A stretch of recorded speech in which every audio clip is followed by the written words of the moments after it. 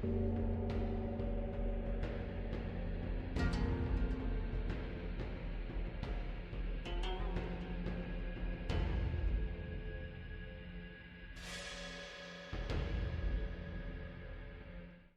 we are live! Hi everyone, hi Void. I can't wait. I'm shaking. I want to continue so badly. The first case was so crazy. I want to play it. Okay. Mia, calm down. The good lawyer never just... She remains composed. At least... if the security is out of sight.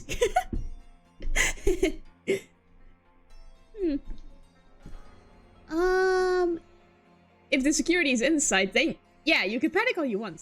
Like, I am lucky that didn't break in yet. Okay. I think it's time to begin because the void is playing with my mind again. Okay. Besides, I want to continue immediately. So, short intro is done. Yay! We continue with Spirit of Justice today! This game, the first case was crazy. They almost were put to death! It was the first case, sheesh. I want to see... I am so curious. Okay. A magical turnabout. I didn't see Phoenix in the second thumbnail though, so maybe it's an intermission chapter. Episode 2, the magical turnabout. Huh? What is this?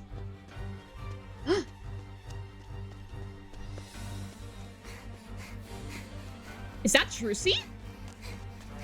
Behold my might! Oh my gosh! What? Dragon! Oh my gosh! Is it? Yeah, I think it is. It is her very own magic show! Woo! Go Trissy!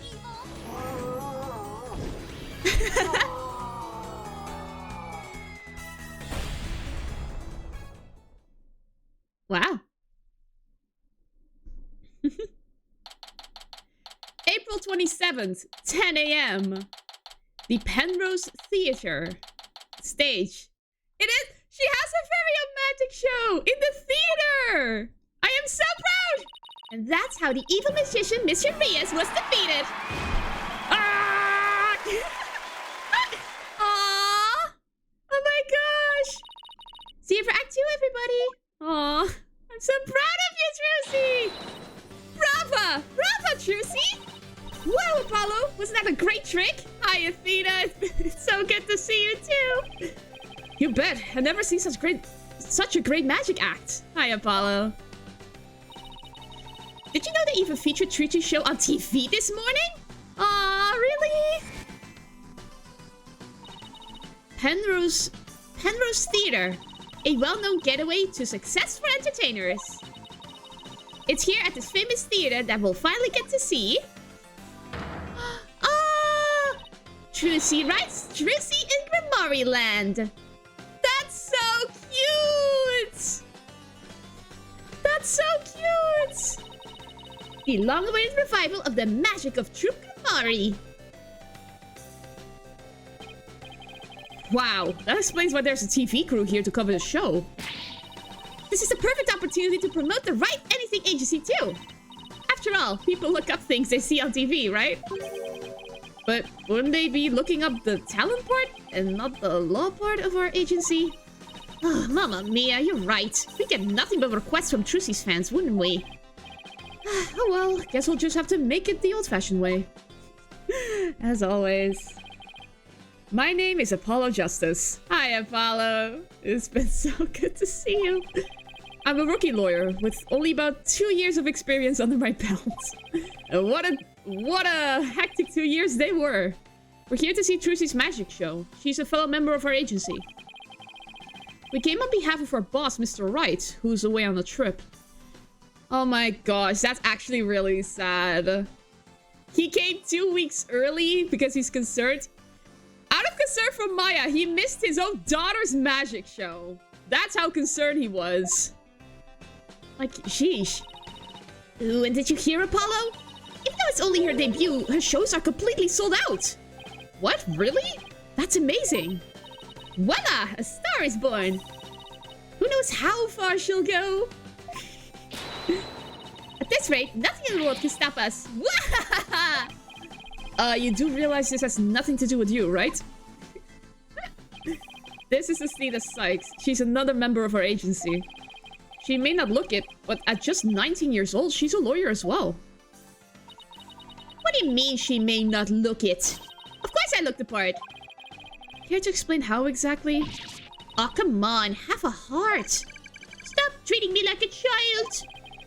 That catches around Athena's neck that spoke just now, that's Widget. Widget helps Athena out with her special field of expertise, analytical psychology. He also has a habit of blurting out whatever Athena's really thinking. Yeah, this little guy can be a little unruly at times. Hey, upgrade me already! Oh! Your attention, please. The show will restart after a 20-minute intermission. We ask that you please be back in your seats before the next act. Thank you. Hey, why don't we go say hi to Trucy in her dressing room during the break? Ooh, yes! Let's go see the big star! I'm so nervous. What should I say to her? Whatever you usually say to her at the office every day. Oh my gosh! She has her own dressing room! Wait. Oh my god! That's from Jinxie? And that... Oh my god, that's from Gavin! Oh my god! Clavia and Jinxie sent her flowers! That's so sweet! I'm crying. I'm so proud of her. Oh, I can't. This is too cute. Okay, the dressing room. So this is Trucy's dressing room. Looks like she's busy over there with someone. Could you sign this, please, ma'am? Sure thing. Just the one sheet in his clipboard, right? A fan asking for Trucy's autograph, maybe? I don't think so. It looks like some kind of contract. Thank you very much. I'll get this to the producer right away. Great, thanks! Polly! Athena! You came! Of course we came! We came instead of your freaking dad! Of course! Congratulations on your big debut! Hehe, thanks! Who was that just now, by the way? Somebody from Take-Two TV. They want to turn my magic show into a TV special. They're planning to broadcast it nationwide. Can you imagine? Wow, you really are a big star. Hey, can I get your autograph later, Trucy? Sure. My signature's in high demand today. Would you like one too, Polly? Yeah, actually, I would. Whoops, looks like I ran out of flyers, so I'll have to sign your forehead instead. Hey, knock it off! Look, just forget about the autograph. Oh, Trucy. This is Trucy Wright. She's a magician and Mr. Wright's adopted daughter. She's also technically your sister. She's becoming quite renowned in the magic world these days for her impressive skills. A lot of people get this wrong, but Apollo's actual job is being my magic assistant. No, you're the one who gets it wrong. Ooh, think you can do that trick you always do at the office for me, Trucy? Okay. Behold, the wondrous magic that can make anything disappear. Oh my god, the panties! 3, 2, 1! Ta-da! No! My magic panties are an extra-dimensional galaxy. Brava, Trucy, brava! Okay, but why do you always have to make my attorney's badge disappear? Well, that's because out of everyone at the Right Anything Agency, you're the one I get the best reaction out of. That doesn't make my poor badge feel any better. Aw, Trucy. She's growing up so fast. Thanks again for inviting us, Trucy. Thank you for coming. Your show sure packs a wallop. I nearly fell off my seat when that dragon showed up. When it attacked you, whew, I was terrified, even though I knew it was all just a part of the show. That's good, because that trick is the crowning glory of Act 1. Really glad you're enjoying the show. I heard your shows are completely sold out, Trucy. They say your fans were all over the tickets the instant they became available. Like hungry wolves going after their prey. Sounds like you've made a loyal pack of followers for yourself already, Trucy. But you two are the only ones who got a special VIP invitation from me. Today's just a dress rehearsal for the performers, staff, family, and friends. Ah, I see. A general probe, huh? That's what they call it in Germany. The real show isn't until the day after tomorrow. Ah. By the way, are you going to finally do your magic panties trick on stage after the break? Sorry to disappoint anyone who came just to see my magic panties, but my next trick is completely new. I'm debuting it today. Ooh, a new trick, huh? Are you gonna chop Apollo up to little lawyer bits? Funny, I don't recall ever agreeing to anything like that. Well that does sound like a good idea. Today's trick is a totally new Troop Grammari original. The entire future of the troop is riding on the success of this special new trick. How so? The show is really important to me. It isn't like any of the other shows I've done. As the rightful heir to the Troop Grammari repertoire of magic, the show is my first chance to unveil the tricks I've inherited. Troop Grammari, huh? Yeah, I have a poster of them hanging right over there. Wait, what? Wait, who is the fourth guy? I know these two. I know your mother, but who is this? Was he there the whole time? I don't think so. He also looks conspicuously more detailed than the others. Ah! Huh, it feels like it's been ages since I've seen a picture of them. Troop Grammari was a group of magicians who dominated the magic world in their day. Trucy is the sole heir to the troop's entire repertoire of stage magic. Huh? Who's this guy in green and purple on the left there? Oh, that's the great Mr. Reyes, the other magician in today's show. He used to belong to Troop Grammari too, a long time ago. Really? I wonder why he left. Hey, so tell us more about the special magic you're going to reveal today.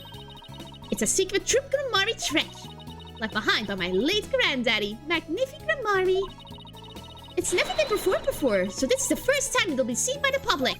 Aww. The grand unveiling, huh? No wonder she's been working so hard. Well, I better get going. Huh? Where to? To practice my acts, of course. The show's only a few days away. You're really pushing yourself. Didn't you practice until late last night too? Yep, because everything's gotta be just right. Wow. Trucy inherited all of Troop Grammari's magic tricks from her father when he died.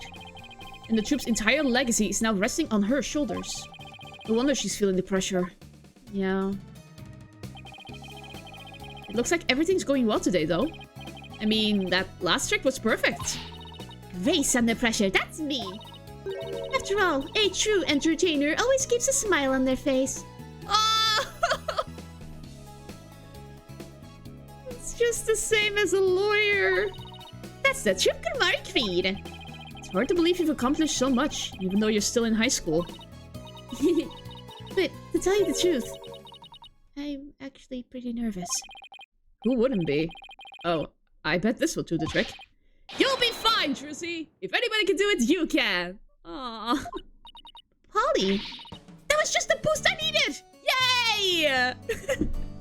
He knows exactly how to cheer up. That's so cute. Thanks!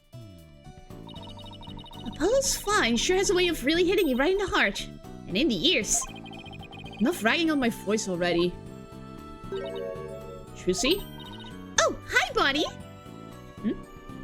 Oh, hello! It's almost time for the second act. Oh, okay, thanks. Well, Apollo, Athena, enjoy the rest of the show. Break a leg, Trucy. Thanks, I will. I hope a new trick goes well.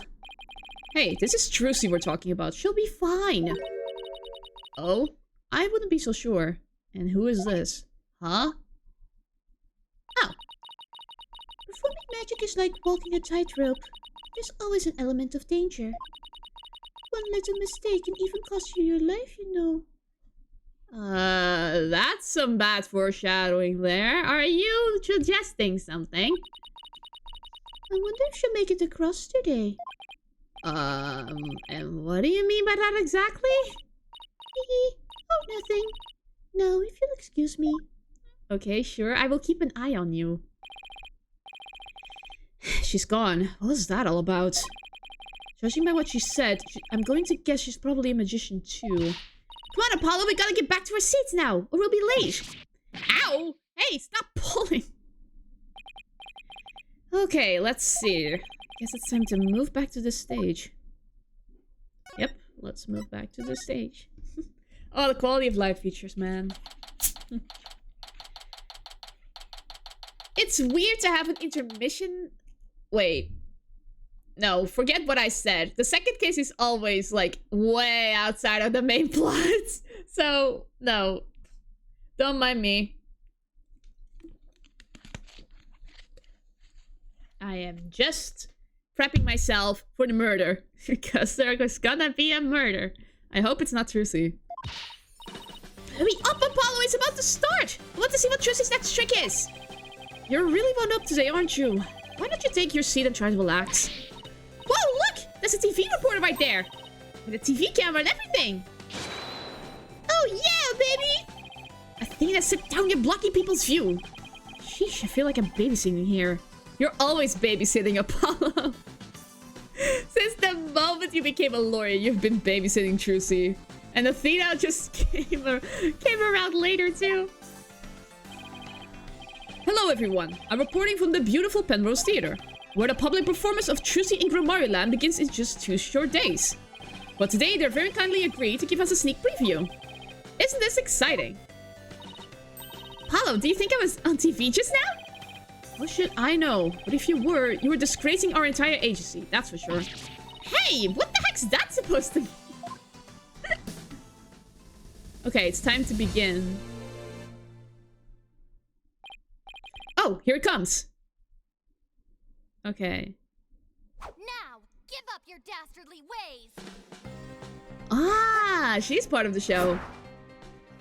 Ooh. Huh? Over here.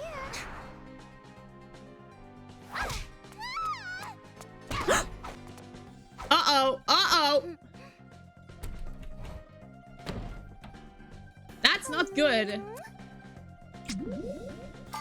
Oh my god. Mr. Hat, you betrayer! Come now, Mr. Hat. Offer the girl's life up to Mr. Rias and bring him back to life. Oh god, no! What? Whoa! Cool! Did she make the switch? You won't be reviving anyone today. Do-do-do-do-do-do-do. Hmm?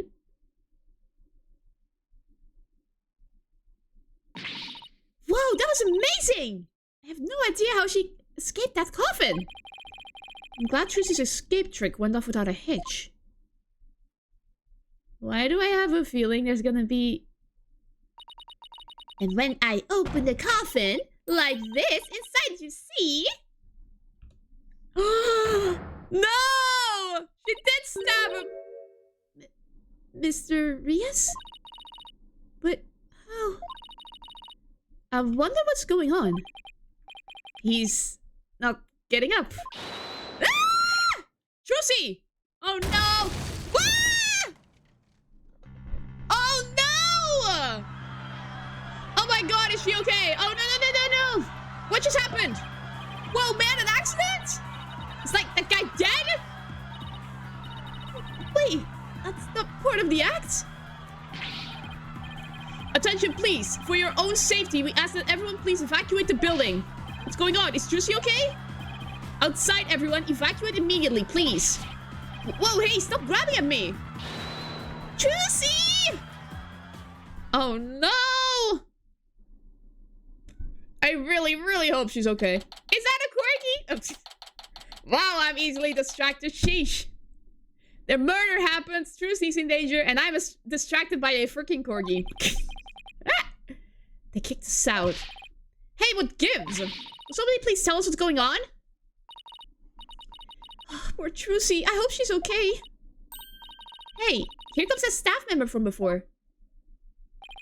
Your attention, please. We regret to inform you that today's show has been cancelled. What? But I was looking forward to the rest of it. Guys, the whole stage has collapsed. We are very sorry, but the theater is on lockdown, pending a police investigation. Excuse me, is it because of that accident? That man in the coffin, is he... well, we're still trying to figure things out, sir. But I can tell you that Miss Wright is fine. She wasn't injured, so please don't worry. Okay, thank God. Thank goodness she's okay. Hey, you there! Oh my God, he went to Starbucks. What the heck's going on? They won't even let me in. Me! For crying out loud. Oh God, another arrogant D-bag. Yay!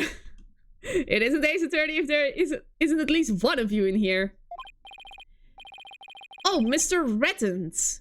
There was an accident during the show. An accident? Oh, great. Just great. That's all I need right now. Do you have any idea how much money we're sinking into this program? Of course. And you are?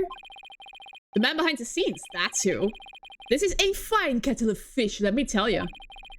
Spinning all this is gonna be a real pain in my posterior, believe you me. Oh my gosh, I hate just voicing this man. Spinning as in covering it up? Look, I gotta get inside. Seriously, can the guy catch a break around here? I mean, I think you left because you were going to get a coffee. I don't know. You can even see the money in his breast pocket. Well, there he goes. Why don't we go back to the office for now? I'm sure Tracy will call us once things have settled down. Yeah, I guess you're right. And the moment we get back to the office, she calls us back and says, "Get back here immediately!" Okay, write anything agery. Agery? What? I'm so shocked. Sheesh. Okay, write anything agency. We are being called. I was right! It's no use. I can't get a hold of Mr. Wright. Oh my gosh, seriously? I mean... if he was in the middle of that court, I won't blame him for not picking up. But if it is... Zach, what are we gonna do with Mr. Wright? Seriously. I wonder if something happened to him in Korean. Of course. Something always happens to Wright. Now he's being put to death. Maybe he got caught up in some kind of trouble again, as always. Yeah, trouble's drawn to him like iron fillings to a magnet. Hey, Apollo, speaking of Korean, they're showing something about it on TV right now. There has been some surprising news coming out of the Kingdom of Korean. Oh! Really? The country recently saw defense attorney Phoenix Wright with a not guilty verdict. Speak of the devil and he shall appear! Speak of the devil lawyer and he shall appear! The first verdict of its kind in 23 years. Mr. Wright won a trial in Korean. Lawyers are said to be highly disrespected in the Kingdom of Korean.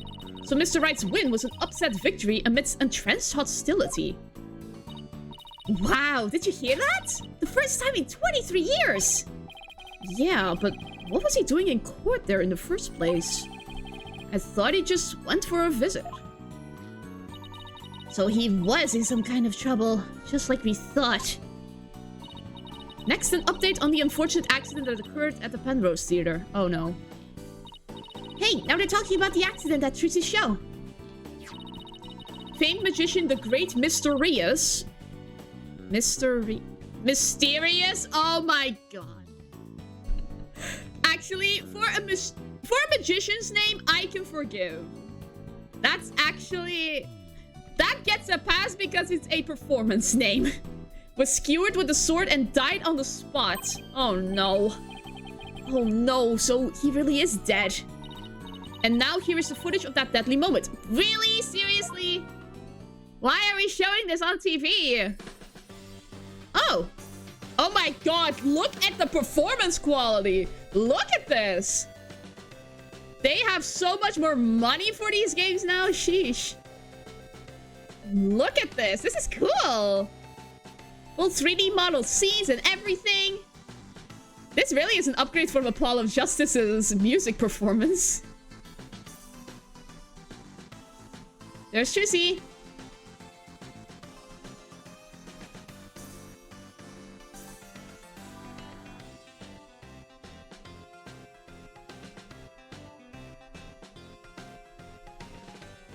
Oh no.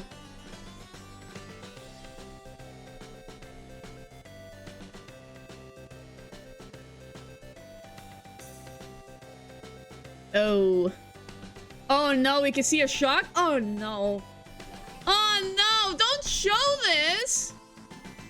Oh my god, she managed to run away. Oh my god. She was so distressed. Mr. Reeves' body isn't visible in this footage, but these are still very shocking images. Why are you showing this on national television? The magician Trucy Wright is reportedly still only a high school student. Could it be that this unfortunate accident happened due to a lack of proper training? Are you kidding? She has been training for this since she was 8. Did the young magician have enough experience, preparation, and knowledge? Of course she did! She has the knowledge of Troop Grimari! Some might say that Troop Grimari should be held accountable for this incident. Oh my god. Hey, what kind of biased reporting is this? Yeah. Yeah, they're making it sound like it's all Trucy's fault. Oh, we've just received more breaking news. Oh my. This sounds like a paparazzi channel, seriously. The young magician in question, Trucy Wright, is now under arrest on the charge of involuntary manslaughter. Oh god! What? We will keep you updated as this unfortunate tale unfolds. Stay tuned. Trucy's under arrest? She can't be! Apollo, we gotta do something! Yeah, let's get down to the detention center right away. But before I forget, I think I'll jot down a few things down about the case. I'll just open up the court record with E. Flip down this button to make a few notes. I can use it like a kind of to-do list. If I ever get stuck, I can just refer to these notes. Move to the detention center, dang it. Oh, Trucy. I know this isn't your fault. I just know it. This isn't your fault. It's gotta be that other bunny girl's fault. Like, it's her fault, Trucy. Like, you didn't do anything wrong. Oh, come on. Oh, this isn't nice to watch. Poor Trucy. What can we even say to her? Polly! Athena! Trucy, are you okay? I'm fine. Don't worry about me. Saw the news about the accident on TV. Guess I can't Houdini my way out of this one. I got arrested and everything.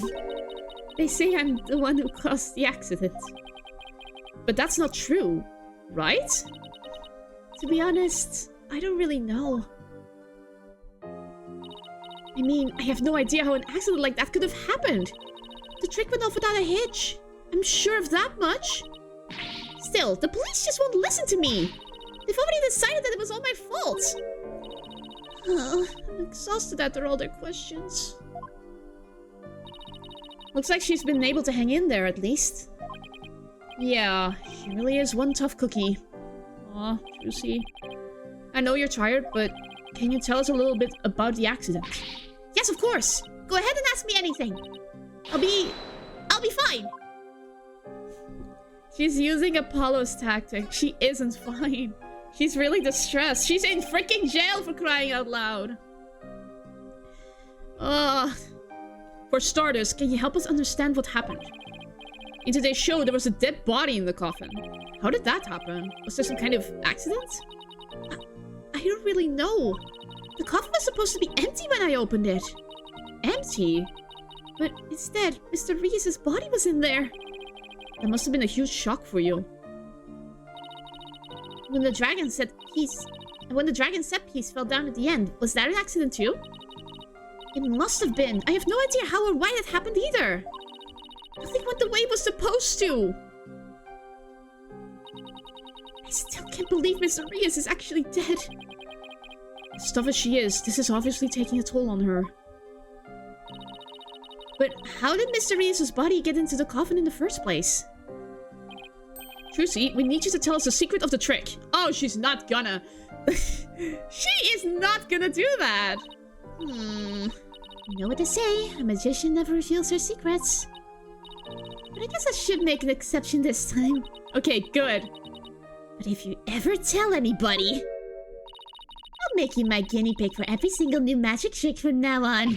Don't worry, I'm a lawyer, remember? Client confidentiality is part of the job. Okay, magic trick.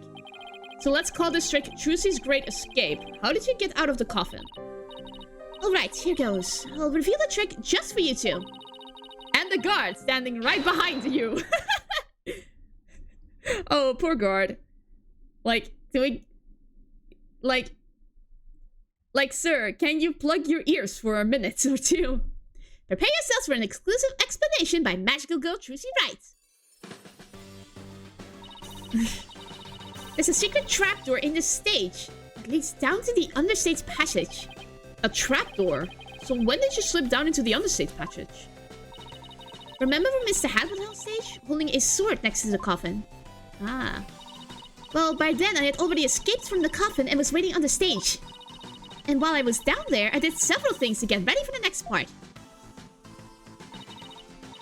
What technique? Okay, so what happened next? Mr. Hat was quickly raised up to the catwalk by wire. There's a cushion up there that acts as a shock absorber when Mr. Hat hits it. Ah, so he doesn't make any noise. So there isn't any suspicion. Meanwhile, I pop back up onto the stage through a different trapdoor. And voila! The switch is complete. Stage diagram added to the court record. Okay, good. I had no idea all of that was happening. I was convinced you were still in the coffin. That's what professional magicians do. They make their audience see something that isn't really there. In other words, you make us see illusions, right? We call it misdirection. While we keep you busy believing one thing, we're busy making something else happen. What we say is there really isn't, and what we say isn't there actually is. I get it. It's kind of like a magical bluff. Oh my god, just like being a lawyer, am I right, fellas? But there's no escaping the fact that the victim's body was actually in a coffin. It wasn't empty like it was supposed to be. Yeah, that's the part I don't understand. The last thing in the world I expected to see in there was Mr. Reyes. Could he have climbed in there by mistake? I should get back to asking Trucy about the accident. Can you tell us more about the victim? The Great Mysterious.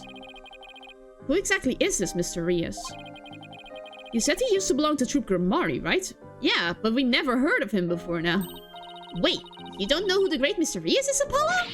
He's super famous! He's all people talk about on TV! Really? I just assumed he was on one of Trucy's assistants. Later this the dead, Apollo. So how did the two of you come to perform together, Trucy? Well, like I said, he used to be a member of Troop Grimari. He was a protege of my granddaddy, Magnific Grimari. So the TV station arranged for us to perform together this time, because of that connection. Did he continue performing as a magician after he left Troop Grimari? No, he got injured while practicing for a show about 30 years ago. Then why is he suddenly back? That's why he left the troupe. After that, he took a break from magic for a while.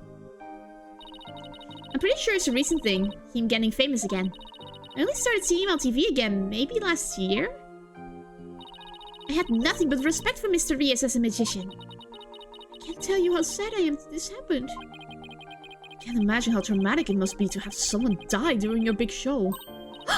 Oh, but hey, don't worry, I'm fine. I have to stay strong for my fans. Oh, honey, you're not in front of your fans. You're in front of us. You don't have to act. Yeah, I knew it. Huh? My bracelet is reacting. There it is. People tend to unconsciously tense up when they're trying to hide something.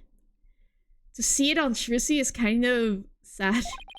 And when I pick up on their distress, the bracelet around my wrist starts to feel tight.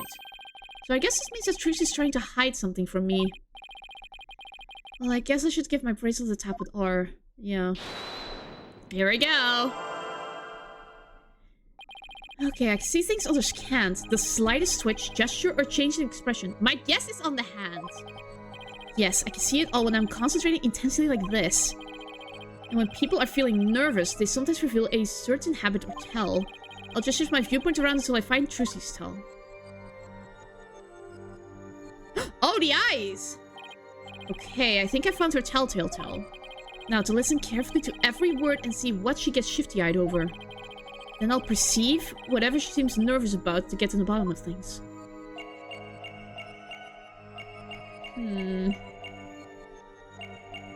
Oh, she's not fine. Gotcha. She's not fine.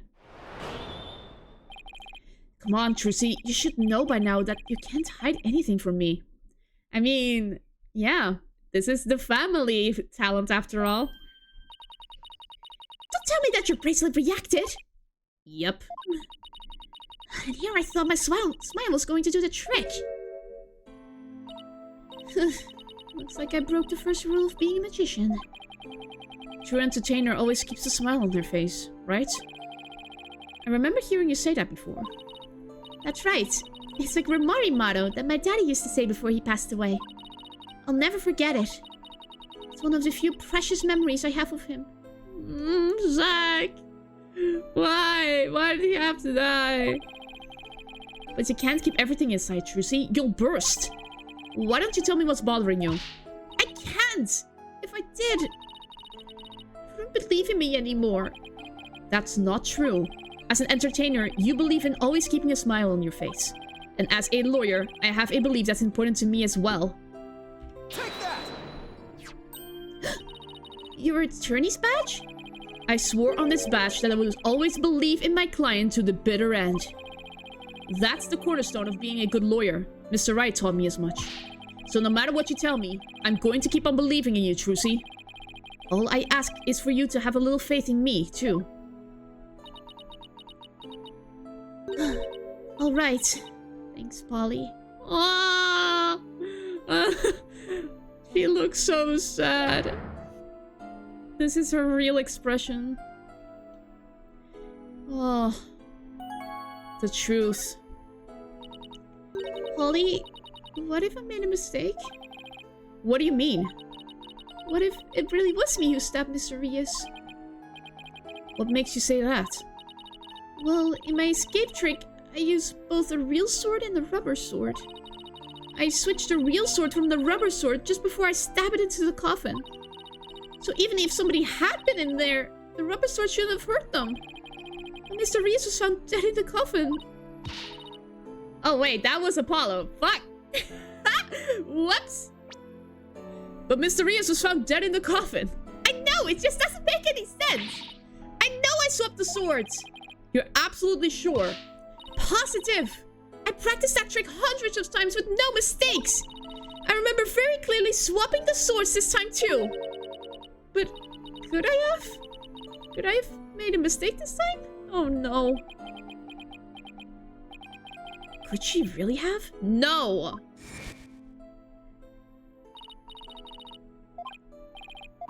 Oh my gosh. Is he gonna think in his mind that she was exhausted and that's why she... Ugh. That's not gonna... She was dedicated to the craft. She wouldn't have made that mistake. Maybe I really did kill Mr. Reyes. TuMiiA.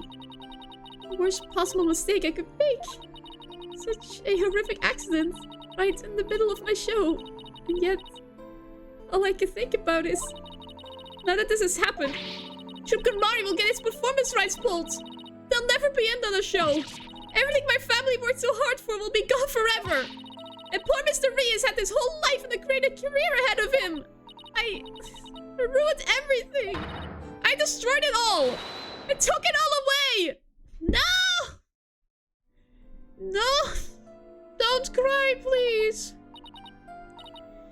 Polly, I'm ready to pay for what I did. No! You did nothing wrong! Trucy, I don't think you did anything wrong. You don't? I've had one question going through my mind this whole time. Was this accident really your fault? What do you mean? I don't have any proof or anything. It's just... I don't think you'd ever make a mistake like that. Yeah! Of course! Of course Apollo has faith in his sister, even though he doesn't know it's his sister. Apollo... I saw how hard you worked on your tricks, staying up late every night to practice. And I know you. You always get everything picture perfect. Nobody's perfect all of the time. Still, I think something else caused Mr. Reyes' death. Not any mistake of yours. After all, you're sure you swapped the swords, right? Yes, I remember doing it. Then I just know it wasn't your fault, Trucy.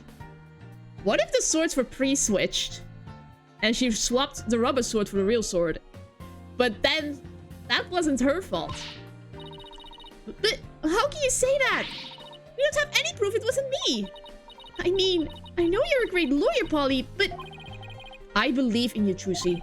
And I believe in your skill as a professional magician. So I'm going to prove your innocence. Don't worry, you're going to be fine.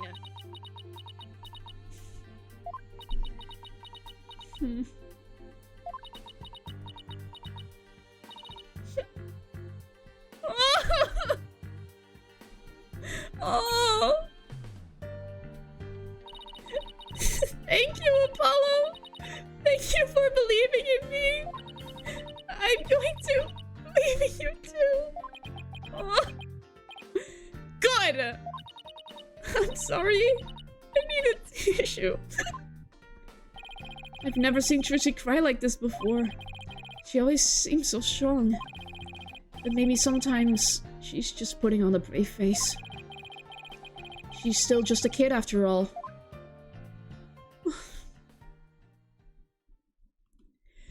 Okay.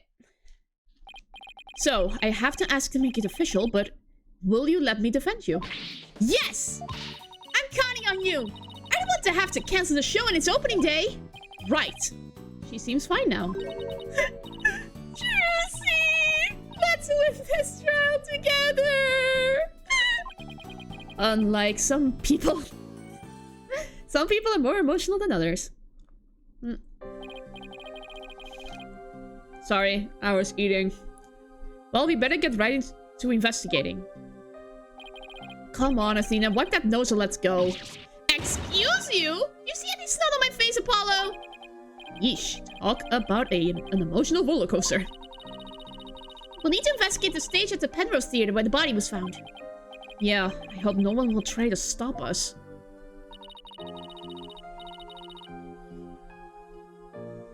If you're going to the Penrose Theater, can I ask you a favor? Of course. What is it? I left a very special notebook behind in my dressing room. Sure, we can pick it up for you. That notebook is really, really important to me. I don't know what I'd do if anybody read it. Ugh. Oh, it's a diary. Wow, I wonder what's in it. Don't freaking read it, Apollo. The notebook is in my blue handbag on the table. It's big and black, you can't miss it. Thanks in advance. And with that, I've gotta go. It seems they've got more questions for me. Alright, see you later, Trucy. So, should we investigate the stage first or go get the notebook? Let's go get the notebook first. It's in the blue bag right there. I won't examine the flowers. This is from... this is from Clavier. Like... Congrats, Fraulein Wright. Aww. The dressing room looks just the way it did before the incident. All these items look kind of lonely without their owners. We have to find Trucy's notebook for her. Let's see. She said it would be in her blue handbag on the table, right? We should see what else we can check out while we're here. I want to look at the flowers. Oh, these are for Prosecutor Gavin. Roses, huh? How like him. Pretentious. They might be pretentious, but you know what? He makes it work. Apollo, I've noticed this for a while now, but you get awfully prickly when it comes to Prosecutor Gavin. Huh? Really? You think so? I mean, don't hate him just because he's beautiful. That's not it at all. Oh! Called out, Apollo! Huh? Aren't these Ninetales flowers? You know, those flowers that only grow in Ninetales. Oh my goodness, you're right! There's a card here, and a letter to go with it. The card says, "Good luck, Trucy," from Damien and Jinxie Timma. Oh! That is so sweet! I love that! Mayor Timma and Jinxie, huh? What does the letter say? Let's see. There's a message for you in here, too! Please tell Mr. Demon Lawyer I said thank you for everything. Thanks to him, I overcame my fears and now I'm not afraid of yokai anymore. And guess what? I've even become friends with yokai like Itamumen and Kona Kijiji. Ah, no matter what happens, I guess she'll never grow out of her demon obsession. Yay. Hey, these flowers. They're from Lamorar. Oh my god! I'm gonna cry! Lamorar? Where have I heard that name before? She's a famous singer. They call her the Siren of the Ballad, and she's pretty popular. She's also Trucy's mother. And your mother too, Apollo! Why would the famous singer be sending Trucy flowers? Well, we met her through a case I headed up once. Wow, your circle of acquaintances is bigger than I thought. Lamorar. I don't know why, but her songs really touch me for some reason. It's because it's your mother singing! I hope she's doing well. Okay. Oh, that was... I'm crying. Look at all these costumes. I bet they're all Trucy's. Ooh, could you tell by the scent? Are you like some kind of bloodhound or something? No. I'm her assistant, not her pet. Okay, blue back. Though I do see another notebook right there. Oh, here's that handbag Trucy was talking about. I feel a little funny about digging around in a girl's purse. I guess it's okay to open it. After all, she did ask us to. But not you, Apollo. Let me do it. Good call, Athena. Good call. Let's see. Huh? No, not this. What's this? Oh, wow, she's... Oh, Trucy, you are bad! What is this? What is it? I want to see too. No, a girl has to have her secret. That's funny. She said it was a black notebook, right? But there's nothing like that in here. Uh-oh, it was stolen. Why? Maybe Trucy was wrong about where she left it? Let's keep looking around for it. There. I see we take a look through Mr. Reese's things too. Hey, is that a notebook sticking out from behind this briefcase? You're right, it's practically screaming, "Over here, look at me!" Do you think it could be... Oh wow, Athena! That's the Grammari note. That's the Grammari book right there. Our hunch was right, it's Trucy's notebook. What's it doing mixing with Mr. Reese's stuff? Good question.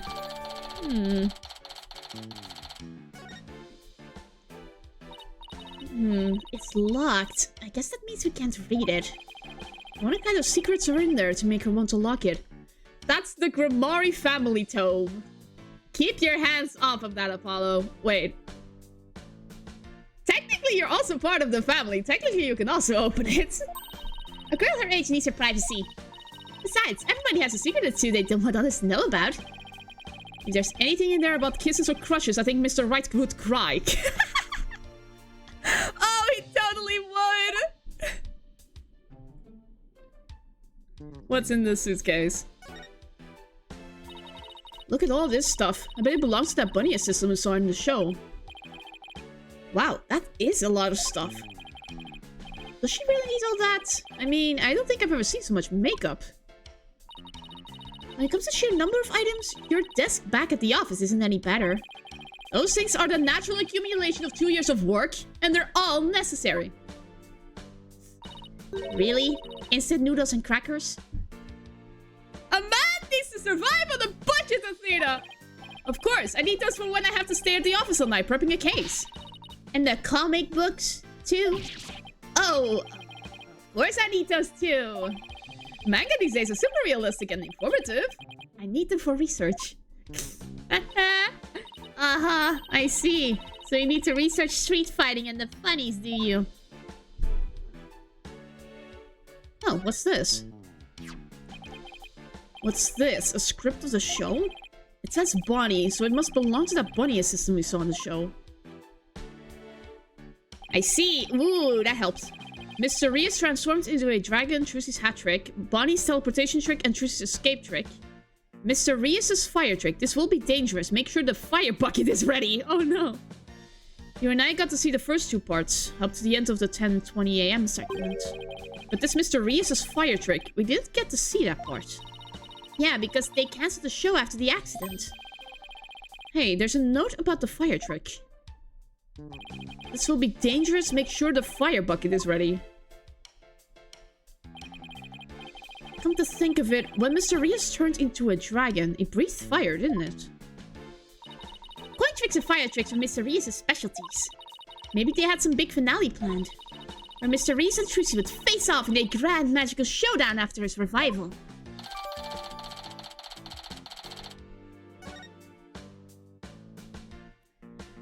Anything else? Anything else? Bird! It's a dove. Trucy must use it in one of her tricks. Yeah. There's another bird cage next to it. I wonder what's in that one. Cuckoo-catchoo! Let's not figure out what's inside there, Athena. Like, don't open that one, please. What in the world was that? Nothing you need to concern yourself over. Ooh, look at these adorable little bunnies! Rabbits, huh? I used to have a pet rabbit. Really? Really? You? Oh man, you sure don't look like the type. What do you mean? What's wrong with me having a pet rabbit? Aren't people who have rabbits as pets usually the quiet, sensitive type? Well, pardon me for being so loud and insensitive. Let's check out the poster. I think that one is important. Trucy put some posters up, I see. Oh, here's one of Troop Grimari. Troop Grimari, Magical Menagerie, huh? Looks like a bunch of folks dressed in outfits a bit too gaudy for their age, if you ask me. Trucy, the outfit is the essence of everything, okay? It's important. But isn't that pretty much how all the best magicians dress? Was Troop Grimari really such a big deal back in the day? I guess so. Everybody in the country knew them back then. They had great tricks. Like making a building disappear or escaping a safe dropped from a helicopter. Whoa! I was in Europe at the time, so I had no idea. But if even you know about them, then they must have been really, really famous. I used to see them a lot on TV. I think it was back when I was in junior high. The one in black was the original leader of Troop Grimari, Trucy's grandfather. His name was Magnifique Grimari. The one in pink with the mustache, that's Zach Grimari, Trucy's late biological father. Oh, and look! There's Mr. Reyes! So this poster from back when he was a member of Troop Grimari, huh? Yeah. It's weird we haven't seen that one before. Trucy said he left the troop after he was injured during a show or something, right? Yeah. 13 years ago and left Troop Grimari. Well, we examined just about everything, I think. Looking through other people's stuff is so thrilling, like I'm doing something naughty.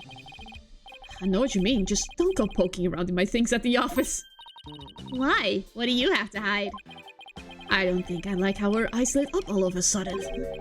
Anyway, we better get this notebook to Trucy. Yep, let's move. Oh, she isn't here yet. I guess we had to examine the stage first. Whoops. April 27th, Penrose Theater. The stage. Okay, let's get down to business. Hey, what do you think you're doing? Sir, I am an attorney defending Trucy Wright. Let me in. We're the attorneys for the defendant in this case. Is it alright if we examine the scene? Of course it's not alright! Excuse me, B? I don't care if you're the defense or the president. No unauthorized investigations. Oh, come on. It wouldn't kill you to let us take a little look around. I said no. Now get out of here. Scram. Guess we'll just have to try and get permission from the lead detective. Great. So where do I need to go now?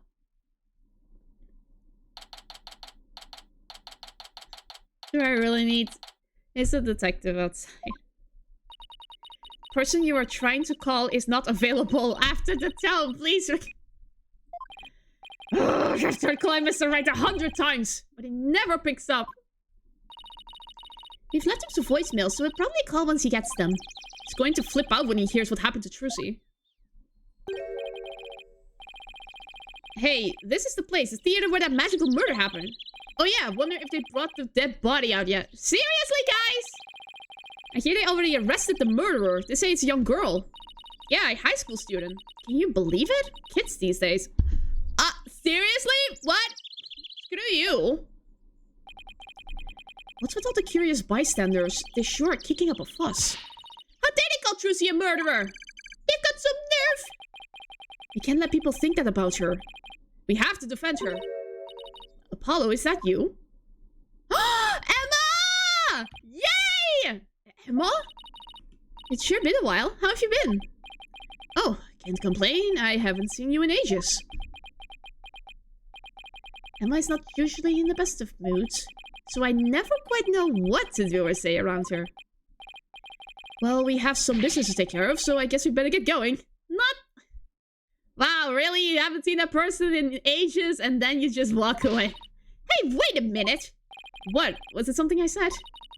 You're darn right it's something you said. What's with you brushing me off like that? You've got heaps to catch up on. After all we've been through, you're not still mad at me about something, are you? Sorry, I didn't mean to upset you. Who's this, Apollo? A distant cousin or something? No. No, Emma's a detective I've had the, pleasure of working with before. It's good to see you again. Hello, I'm Emma Sky, forensic investigator. Oh, the music! What? So you're finally a full-fledged forensic investigator? Congratulations! Yay! Good job! Yay! Yeah, I finally achieved my lifelong dream. Look, I even have a official forensic investigator armband and everything. That's great, Emma. I bet the exam was really hard, huh? Oh, it was a cinch.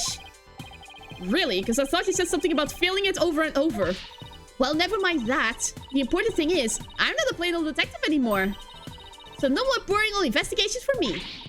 I'm so happy. I could hug the whole world. Coming from you, that's really something. Criminals beware. Fingerprinting, luminol testing, DNA analysis, and the sky's ready to go, so bring it on. Wow, I guess it's goodbye, grumpy clouds. Hello, fanatical sun. This is the Emma I knew and loved back when she was still a kid. She's finally managed to find the sun again. She's very cheerful, isn't she? Is it because of the weather or something? She sure wasn't like this before. She was pretty frustrated back when she was assigned to the criminal affairs department. And she was always munching on chocolate snackers to relieve her stress. Snackers and stress are a thing of the past. I said goodbye to both of them. Yay! Good job! Good job ditching your addiction, honey. May you never have to see either again. By the way, are you two here because of the murder? Murder? I thought it was an accident! Involuntary manslaughter! Oh, then I guess you haven't heard. The case is being treated as a straight-up homicide now. Oh, God. What? Just so you know, I heard that the prosecution is going to argue tomorrow that Trucy outright murdered Mr. Rios. Oh, God. That's the wrong expression. Why? What? Are you kidding? They're treating it as a murder? Emma, please tell us everything you know. Of course. Anything to help Trucy.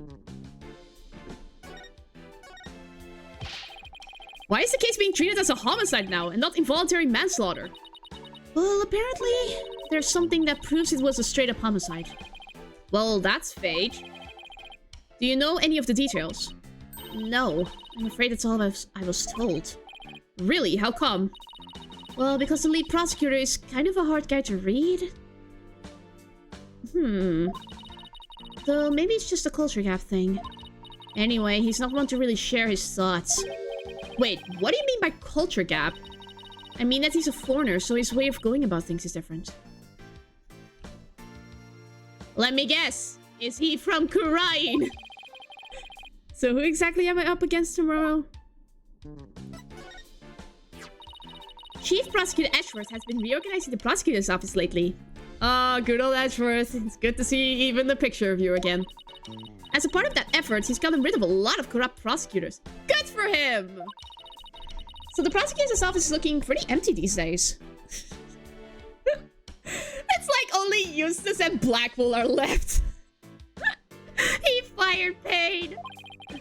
And that's how a foreign prosecutor got assigned to this case. That's part of it, yes. We were short of prosecutors, and this guy just happened to be visiting. And what's the purpose of his visit? Well, some insurgents from the Kingdom of Kurain are thought to be hiding out here. Ah. As an international prosecutor, he apparently came to investigate the matter personally. Interesting. So he's from the Kingdom of Kurain. That's right. He's also a Kurainist monk. Oh, God. That's gonna be fun to voice. A monk. So how did he get assigned to this particular case anyway? It seems he's very devoted to furthering his studies as a prosecutor. Wow. That's actually good for the prosecutor, man. Like, if you're in a country where there are no defense attorneys, and you go out of your way to go to a country that does, just to learn how to take one down is... Yeah, that's dedication. He wanted to learn how crime scenes are investigated here, so he just showed up. So he was just curious, huh? He looked the entire crime scene over quite earnestly. Just as everyone else was ready to call it a case of involuntary manslaughter. This is most certainly a murder. The cruel act of an impure soul. Yep, he is Kurainist. That's what he said. Just like that.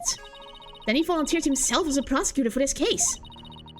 With the shortage of prosecutors right now, the prosecutor's office is glad to have him. So Trucy was arrested for murder all because of this guy, huh? I have to say, he's definitely not your typical prosecutor.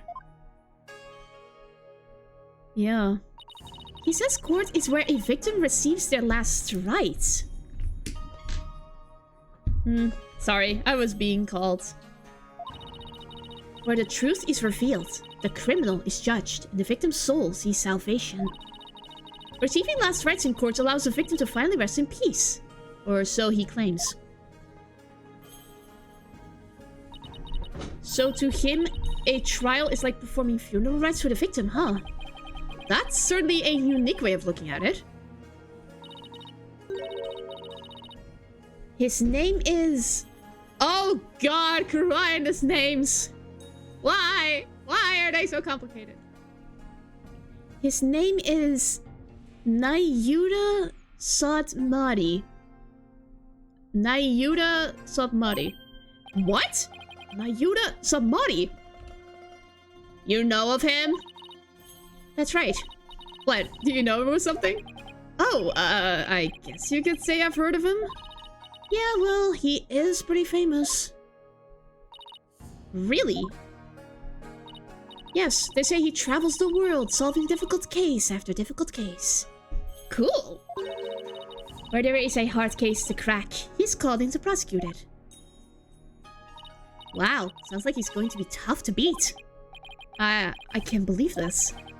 I have to stand in court against him? What's the drama there, Apollo. He seems like a very kind and gentle person, though. He's very polite and understanding to everyone he talks to. Except defense attorneys. Huh, so he's a pretty agreeable guy then. Yeah, he's fun to see what kind of person Tracy really is. Sure! Oh. But don't they hate defense attorneys in crime? Would you even listen to what we have to say? I don't see why not. He certainly seems like the type of person who would. But even so, do you think you could do us a favor, Emma? Could you tell Prosecutor Sabmari about Trucy? About what a good person she is? Of course. Leave it to me. I'll make him understand there's no way Trucy could have committed the murder. I hope he listens to reason. Me too. Congrats on finally becoming the forensic investigator you always wanted to be. Thanks! I failed that exam so many times, but I finally did it! I can finally use my forensics kits openly whenever I want! Oh yeah, you used to have to stealth user kit you send away for. Oh, I still use that one too. But now it's more of a hobby kit. It's important to have hobbies too, you know? So basically, nothing's changed. Are you kidding? I don't have to worry about getting in trouble for taking fingerprints for fun now. It's positively life-changing! I can take all the prints I want! Are you sure you're allowed to do that? Sure, I'm sure. I've been collecting all the prints I've taken into a personal database. Now hold on to your hands. I need to get your prints too. Just promise me you won't use them for evil. No promises. Can't believe she took my prints too, Apollo. This is looking pretty bad, Apollo. They're calling it a murder, and they've even got proof. What are we gonna do? Look on the bright side, that's what. Bright side? What bright side? Well, the good thing about there being proof is that it has points to a real killer. If we can find out who that is, we can prove Trucy's innocence. Hey, you're right! Which means our objectives are clear. We have to find two things. Proof of Trucy's innocence, and evidence of the true culprit's identity. You know what, Apollo? You're starting to give me a glimmer of hope. And that means there's only one thing to do. Emma, would it be alright if you investigate the scene? If I said no, you'd just do it behind my back anyway, right? Would I do something like that? Guess the jig is up. Oh, alright. But I'd better come along. Who knows what sort of mischief you get up to if I'm not there to keep an eye on you. Mischief? Sounds like Emma trusts you about as far as she can throw you, Apollo. He has been known to move things around at the scene of a crime, you know. And what about you? You used to do all kinds of forensic tests on things without permission. There's nothing wrong with that. After all, forensics is always on the side of justice. How is that even remotely fair? Ah, Emma, it's good to see you smile. To the stage we go.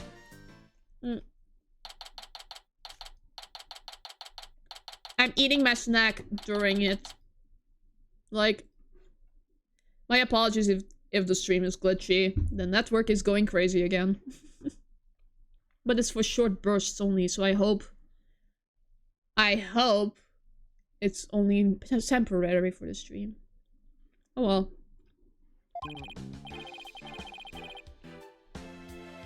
Alright, let's get down to investigating, shall we?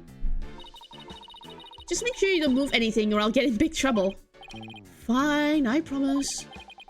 To only move the things I have to.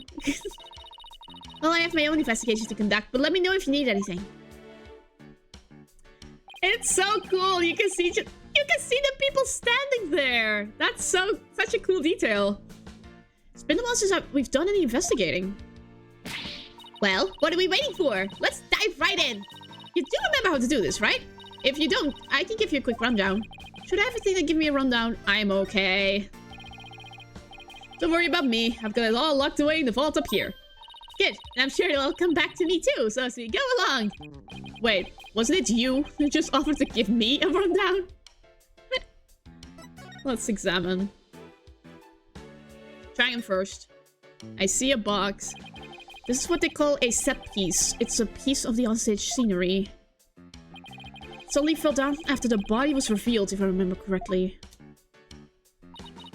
Just as the brave heroine screams, the spell on the dragon breaks.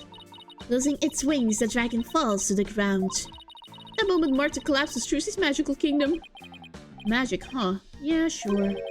The timing was so perfect, I'd be genuinely surprised if it was magic.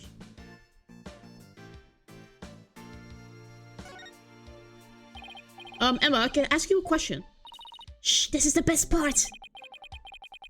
She won't even look this way. Oh, what great prints! Another set for my collection! She, certainly seems to enjoy her work, doesn't she?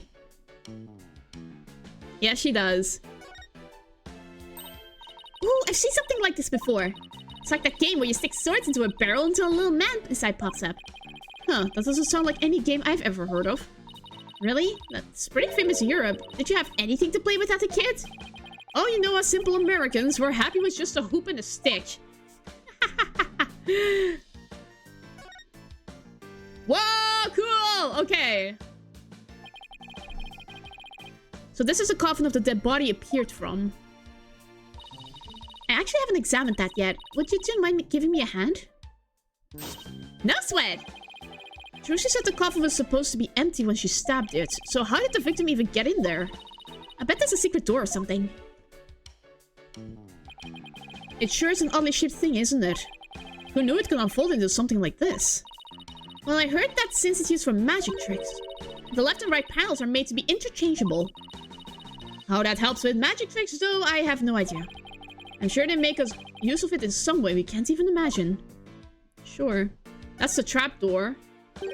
Wait a minute. It looks like the bottom of the coffin opens too. Ooh, a secret door! Let's try opening it! Well, look at that. It seems to lead to someplace under the stage. That's right. It goes to the understage passage. It's pitch black down there. Hold on. I think I see something glowing faintly. It's hard to make anything out from up here. If you try to go down there, the magicians will get mad at you. Apparently there are things down there that will give away the secrets behind their tricks. Well, that sucks. It's all right there. It's all right there! We can't even check it out? We're definitely gonna have to examine that understage passage at some point, though. Yeah.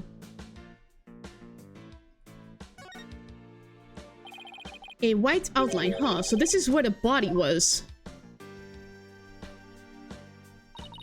What exactly did it look like just after the incident occurred, I wonder? Ooh, I have a photo of the crime scene. Here you go.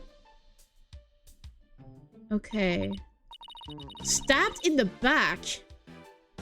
Oh, wow. It looked like he was stabbed in the back.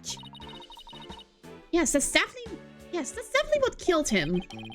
What's that thing around his waist? It's a stunt harness. Stunt wire can be attached to it so the person can float and fly through the air. But to think of it, he did fly in Act 1, didn't he? Yeah.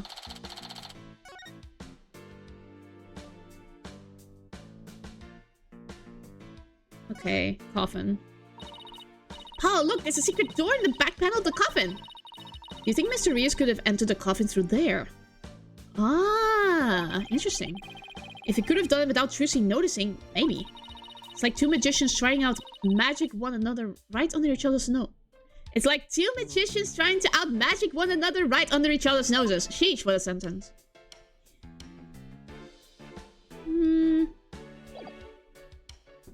Okay, sword. There's a sword here. It's covered in blood. Must be the murder weapon. She said she was sure she switched it out with the rubber sword. Unfortunately, this one certainly doesn't look like it's made out of rubber. Hey, Emma, were there any fingerprints on the sword? Let's see. According to my data, she has the same sticker as Wright's hat! Oh. No prints were found, but that could be because the culprit wiped them off. Come to think of it, Trucy was wearing gloves during the show. Yeah. So she certainly wouldn't have left any prints either. Interesting. That's it? Something isn't right. It just doesn't make any sense. What's the matter, Apollo? You're making that weird thinky face again. How did what should have been a rubber sword get switched with a metal one? Plus the timing of that dragon set piece falling down. Wasn't that just a little too convenient? This was planned all along. Something just isn't sitting right. Ground control to Major Apollo! Space reference. Can you hear me, Major Apollo? Athena! I think I've got it. I think somebody switched Trucy's rubber sword for the metal one. Just my guess, exactly. Huh? To pin the murder on her. Someone switched the swords. But when could they have done that? When everyone was too busy to notice. Somebody could have switched Chusi's rubber sword with a metal one. After the set piece fell.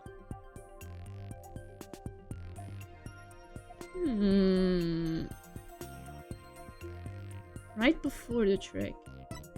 Yeah, otherwise she wouldn't have stabbed. They could have switched the swords right before Chusi's trick. What? But wouldn't that mean... Chusi herself stabbed the victim with the metal sword? Exactly. That's why it couldn't have been right before Chusi's trick. Very good, Athena. You managed to avoid my little trap. Apollo, do you really think you can pull the wool over my eyes so easily? There's no fooling you, is there? Could the swords have been switched at some other point in time? After the set piece fell. After the set piece fell, everybody in the audience was kicked out of the theater. In the ensuing chaos, somebody could have carried out a cover-up operation. Any one of the stagehands or show personnel could have done it before the police arrived. So what you're saying is... somebody's actively trying to frame Trucy for the crime? Yes, some disgusting individual is trying to get away with murder. So it's someone related to the show. There's definitely a very high chance of that. Now, if we could just figure out who it is.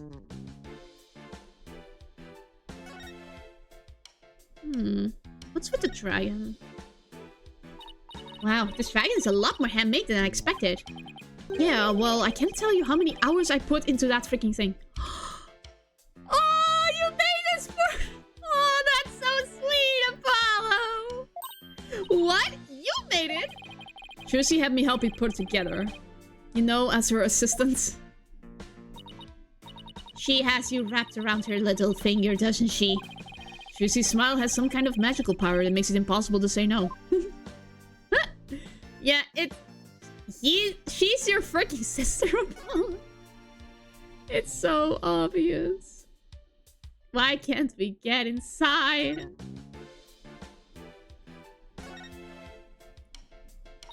We have one of these in the office too, don't we? Yeah, that poor magic prop we use as a shelving unit. It's kind of like to... I'd kind of like to see Trucy perform this trick sometime. Well, it was though you'd be the one to put in the box if she ever did. I feel bad for the prop, but it's gonna stay a shelving unit in that case.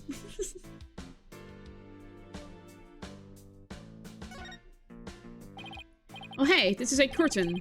I wonder what's behind it. Backstage area. There's magic equipment and stuff like that in the back there. I'll open it a crack and check it out later. You weren't thinking of opening that curtain, were you? Ooh, me? Why would I ever do a thing like that? Rats, guess I'll have to ask her to open it for me later. Cameras, right. That video camera is pointed right at the stage. I wonder what it recorded. I want to take a peek, but Emma would... Wow, this residue data is so fascinating. She's so fixated on that bloodstain data. Her eyes are getting bloodshot. Quick, Apollo! While Emma's out off in forensics fantasy land. Let's see what's recorded on the camera. It's the recording of this.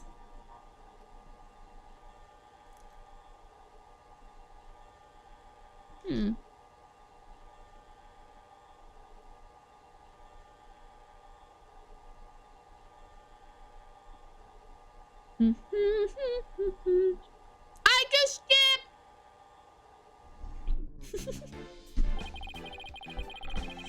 We can actually skip a video feed! Oh, Clawgame's Crosswords could never! Oh, come on.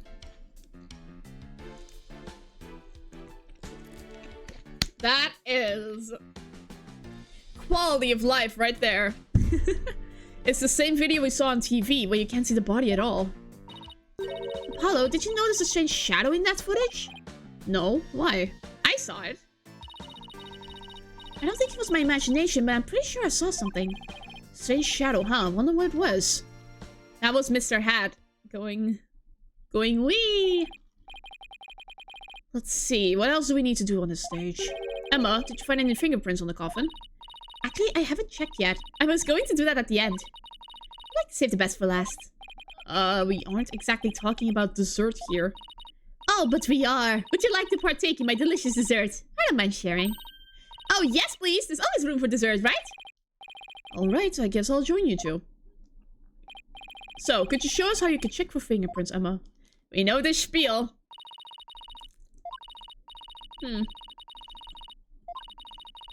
Sorry I'm not voicing this, but...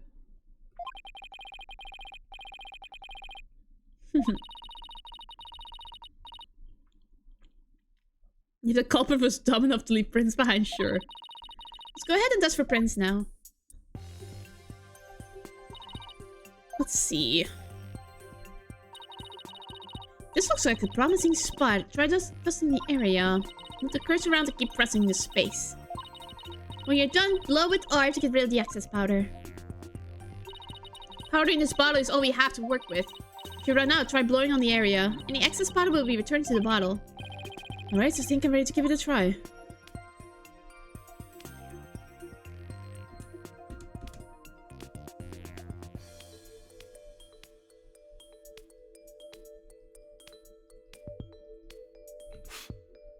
There they are.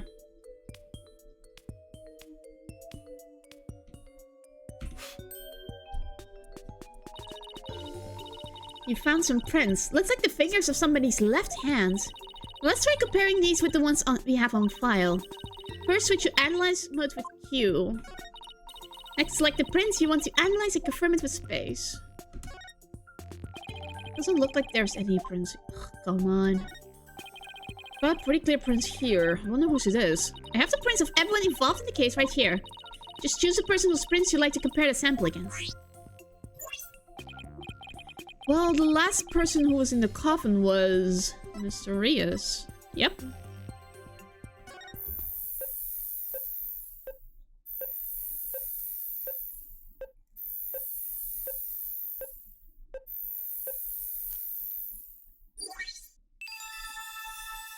It's a match. The Badger, no!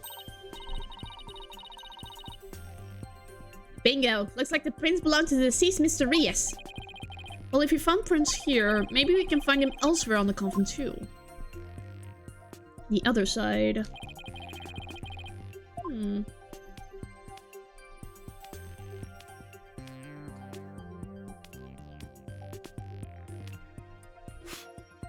Aha.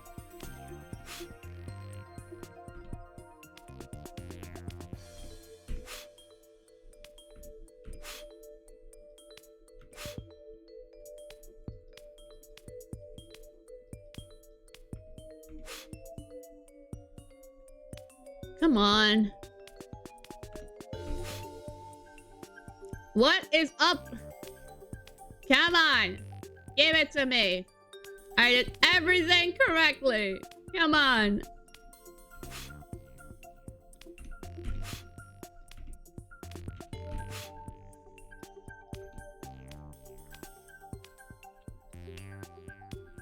What is up with this frickin'... Oh, wait, I have to analyze. Duh. There, found some. These prints are apparently Mr. Rias's too. Shall we try looking for prints on the outside of the coffin now? Yes, let's.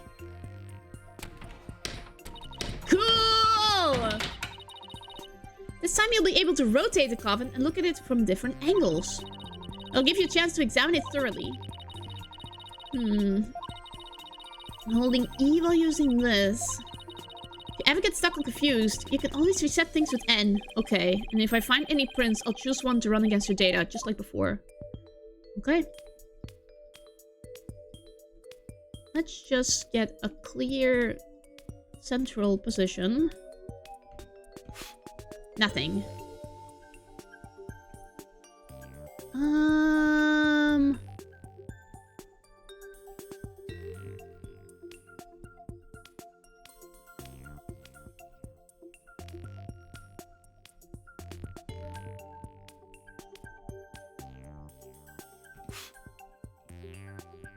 There it is. Okay.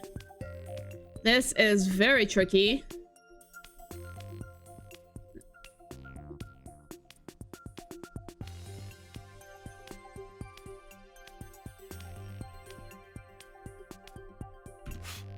No.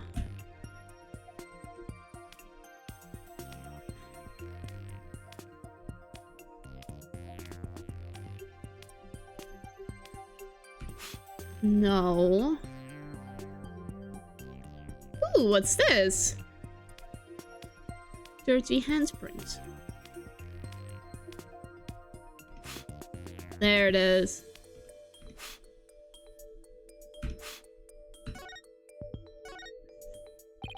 There, I got a print. Alright, I'll just check it against my data. Huh? That's funny. It doesn't match the prints of anyone involved in this case. Really? None of them? How can that be? Now then, I wonder if I can find any more prints. Gee, I wonder if that's gonna be important later.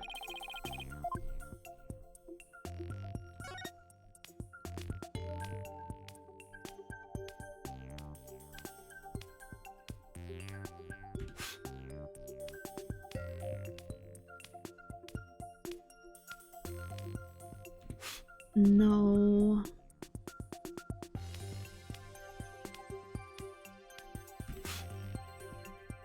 Wait a sec. Did someone open the door? Yes, I think I'd see.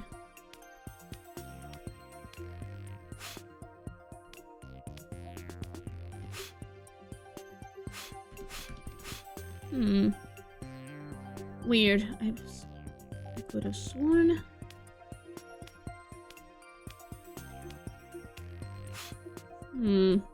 Where? Oh, where?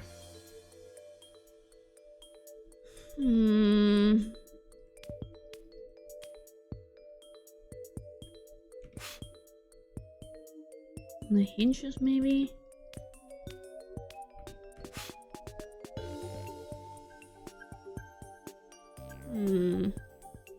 This is gonna be very tricky. Yay! On the hinges, maybe?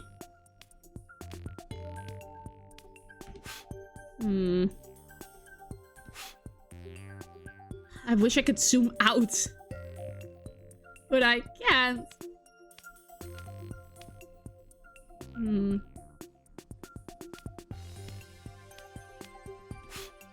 Why? Why isn't there fingerprints?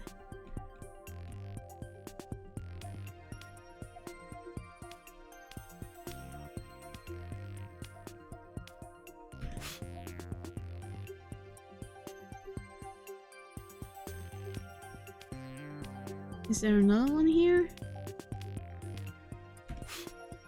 No, there isn't. There's only one. That's the... Why is this so difficult? Come on. Eating out of frustration. Come on. I'm just powdering the same spots over and over again. Oh, come on.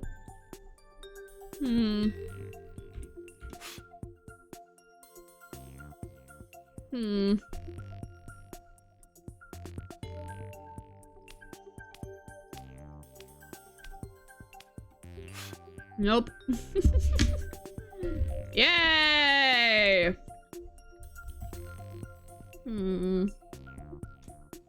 Oh. I'm thinking. I don't know. Didn't that rabbit lady pick up these parts? Shouldn't they be over here? No! Why?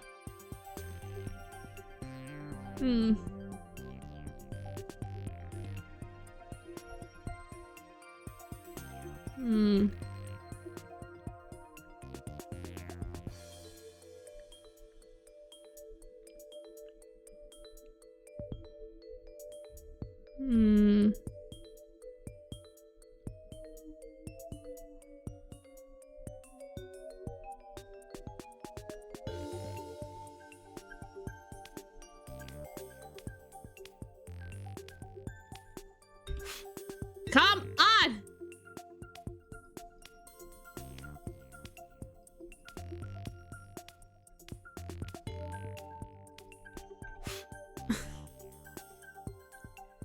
Oh, my word.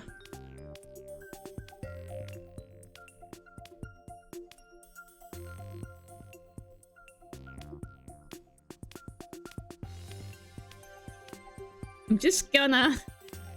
I know this is the place. I know it has to be. I saw the body lady put the coffin like that. She touched it with her hands. Why isn't it there?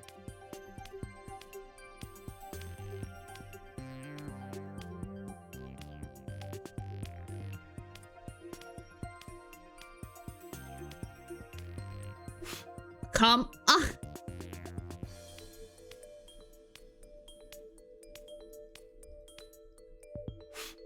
Oh my god, I found it. Ah, finally. Found another print. Judging from the position and location, it might have been made with someone put the lid on the coffin. See now, there was one part in the show where someone put this lid on after TuMiiA had gone into the coffin. Therefore, this print should belong to... Yes. Her.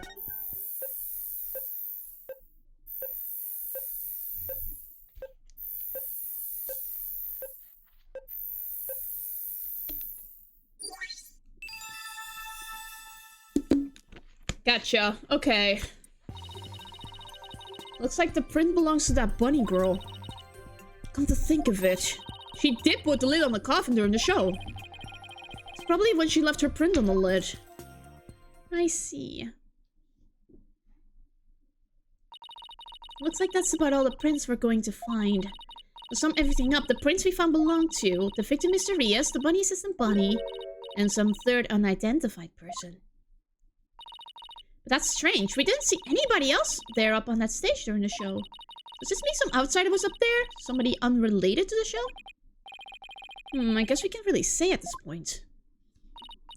Well, thank goodness we didn't find any of Trucy's fingerprints, right? That's only because Trucy was wearing gloves. Hey, Emma, there's something else that's been bothering me about the prints. Don't you think there's something odd about Mr. Rias' prints? Odd? What's odd about them? Why aren't they reversed? Well, if Mr. Rias was standing in the coffin facing forward, he would have left prints like this, right? But when we look at the actual prints, they're facing backwards. It doesn't make a whole lot of sense. Hey, what do you know? You're right. I wonder how they wound up like that. Maybe he was accidentally facing the wrong way at first and then turned around later? No, the coffin is much too small for a guy his size to turn around in. But all he would have been able to manage is maybe a little bit of twisting. That really doesn't make any sense, does it? I think I might have hit on something major here. Oh, I have just one more question, Emma. Oh yeah? What is it? Mr. Reese was stabbed in the back, right? But if he was standing in the coffin like this, how would that have worked? Oh, right, that. The lead prosecutor has an explanation, actually. He thought that the victim might have tried to dodge the sword as it came into the coffin. So maybe he twisted his body and the sword ended up stabbing him in the back. That's his theory, anyway. I see. I guess it sounds plausible. Yeah, that's a good first explanation. I say first. Well, I guess it about wraps up our investigation of the stage. Actually, there's still the area behind that curtain. Don't you want to know what's back there? Sure do, but Emma told us not to move or touch anything, remember? Come on! Would you quit staring at me? Fine, I'll go open it for you. Wow, look at you flaunting your lady killer eyes! Ah, haha, I have my ways. I'm only doing this so I won't get charged with animal abuse for not throwing you a bone. I guess puppy eyes can be just as effective.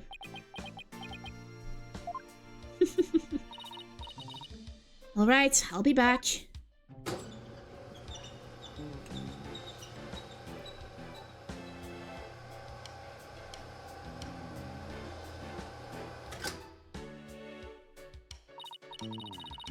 Well, go on and investigate to your heart's content, but before you go moving anything... I know.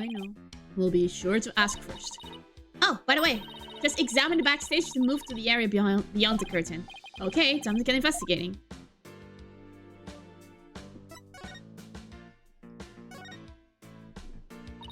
Seeing the stage this way kind of breaks the illusion, doesn't it? It just goes to show that some things are better left unseen. Ooh, listen to you, sounding all grown up and stuff. Don't worry, I'm sure you have some cynical one-liners of your own someday too. Oh boy, I can't wait. Anyway, on to more pressing matters. Let's go examine the backstage area. Okay, good. There's a second coffin. Hey, there's a coffin back here too. Looks like there's a stuffed dragon inside. What's happening with this broom? Is it clipping? No, wait, look. It's just an illusion. See, the dragon looks like it's inside. But it's really just painted on the front lid. Oh, wow, you're right. That's really something else. If the show hadn't been cancelled, we might have gone to see the trick too, huh? What's with this broom? Fire bucket. Dustpan, a broom, and a bucket. Guess they use these to keep the stage tidy. I doubt that's what this bucket is for, though. See how it says fire on it. Oh, I guess it's a fire bucket then. Yes, I heard the theater owner went out and bought that just for the show. When he heard there was going to be a fire trick, he flew to the store to get it. But can a little bucket like this really put out a raging fire? I'm guessing the owner thought it could. But it doesn't look like it's been used. In fact, the inside is caked with dust. What was the point of even buying the bucket then? It is a bucket. That is all you need to know. Wait a minute. That means nobody actually prepared for the fire trick after all. I have a feeling this might be an important bit of information. Yeah, especially if Bonnie was in charge of it. Aha. What is this thing? It's a winch. I'm guessing they used it to pull Mr. Hat up. Oh look, there are two winches. One back there and one up here. Apparently each winch was rigged up to something different. One of them was used to hold up the dragon set piece, while the other was connected to that weird puppet up in the catwalk. A weird puppet, huh? We better go check out the catwalk later. I mean, the guillotine isn't important. Let's go check out the catwalk. Looks like this ladder leads to the catwalk overhead. Do I really have to go up there? Why don't you go on up and check it out, Athena? I'm sure you'll like the air up there. Huh? Where in the world did you get that idea from? Wait a minute. Are you saying I'm an airhead? How rude can you get? That's not what I'm saying at all. Now up you go. I'll just wait down here. Okay, now I'm starting to get the picture. You're afraid of heights, aren't you, Apollo? Come on now, this is for Trucy. She needs us. So up to the catwalk we go. Well, I guess it's time to put on my big boy pants. Oh god, it's so high. Ah! Cool. Mr. Head! Why is he up on the cushion? Are you alright, Apollo? You're white as a sheet. I'm fine! Don't look down, Justice. Don't look down. Those green things over there look like cushions. Guess one of them was used to absorb the force of impact when Mr. Hat tipped into it. Let's go check it out. Way over there? Yes, way over there. What's that? Look, Apollo, it's Mr. Hat! He's attached to a wire. Actually, didn't Trucy say something like... They quickly raised Mr. Hat up by wire into a cushion on the catwalk. Maybe the stagehands pulled Mr. Hat up and left him here afterwards? That wire attached to his back. Looks like it's connected to one of the winches down below. Huh? Mr. Hat's cape is ripped. Did that happen during the show? That's odd. It almost looks like it was slashed with a blade. What? How in the world did that happen? Did Mr. Hat face the culprits? Probably. Maybe. Hello, I see that you're trying to take this all in stride, and I respect that. But seriously, you're trembling like a newborn fawn up here. Get it together, man! I can't help it! Aw, poor man. Wire. Oh my gosh. Apollo! Wire! Hey look! There are cushions attached to the underside. But what are you standing over there for? Come on over and look! You're not gonna try and push me off, are you? Seriously, Apollo? Come on, you'll be fine. Here, do you want me to hold your hand? Yes, actually, if you wouldn't mind.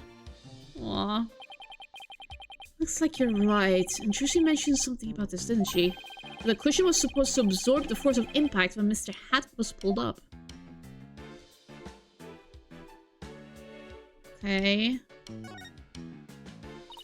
These set pieces look like a rabbit and a moon. Although they kind of look like they could be a duck and a croissant, too. What do they look like to you, Apollo? Cardboard. The Grim Reaper. And the guy falling to his death. Come on, let's wrap up this investigation before your imagination catches up with you.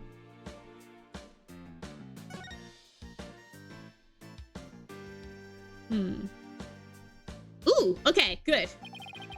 Looks like Mr. Hat is rigged to this smaller pulley.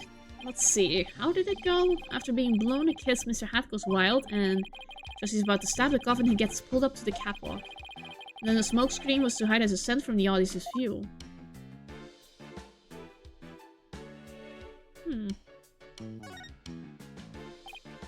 Wow, that's a big pulley.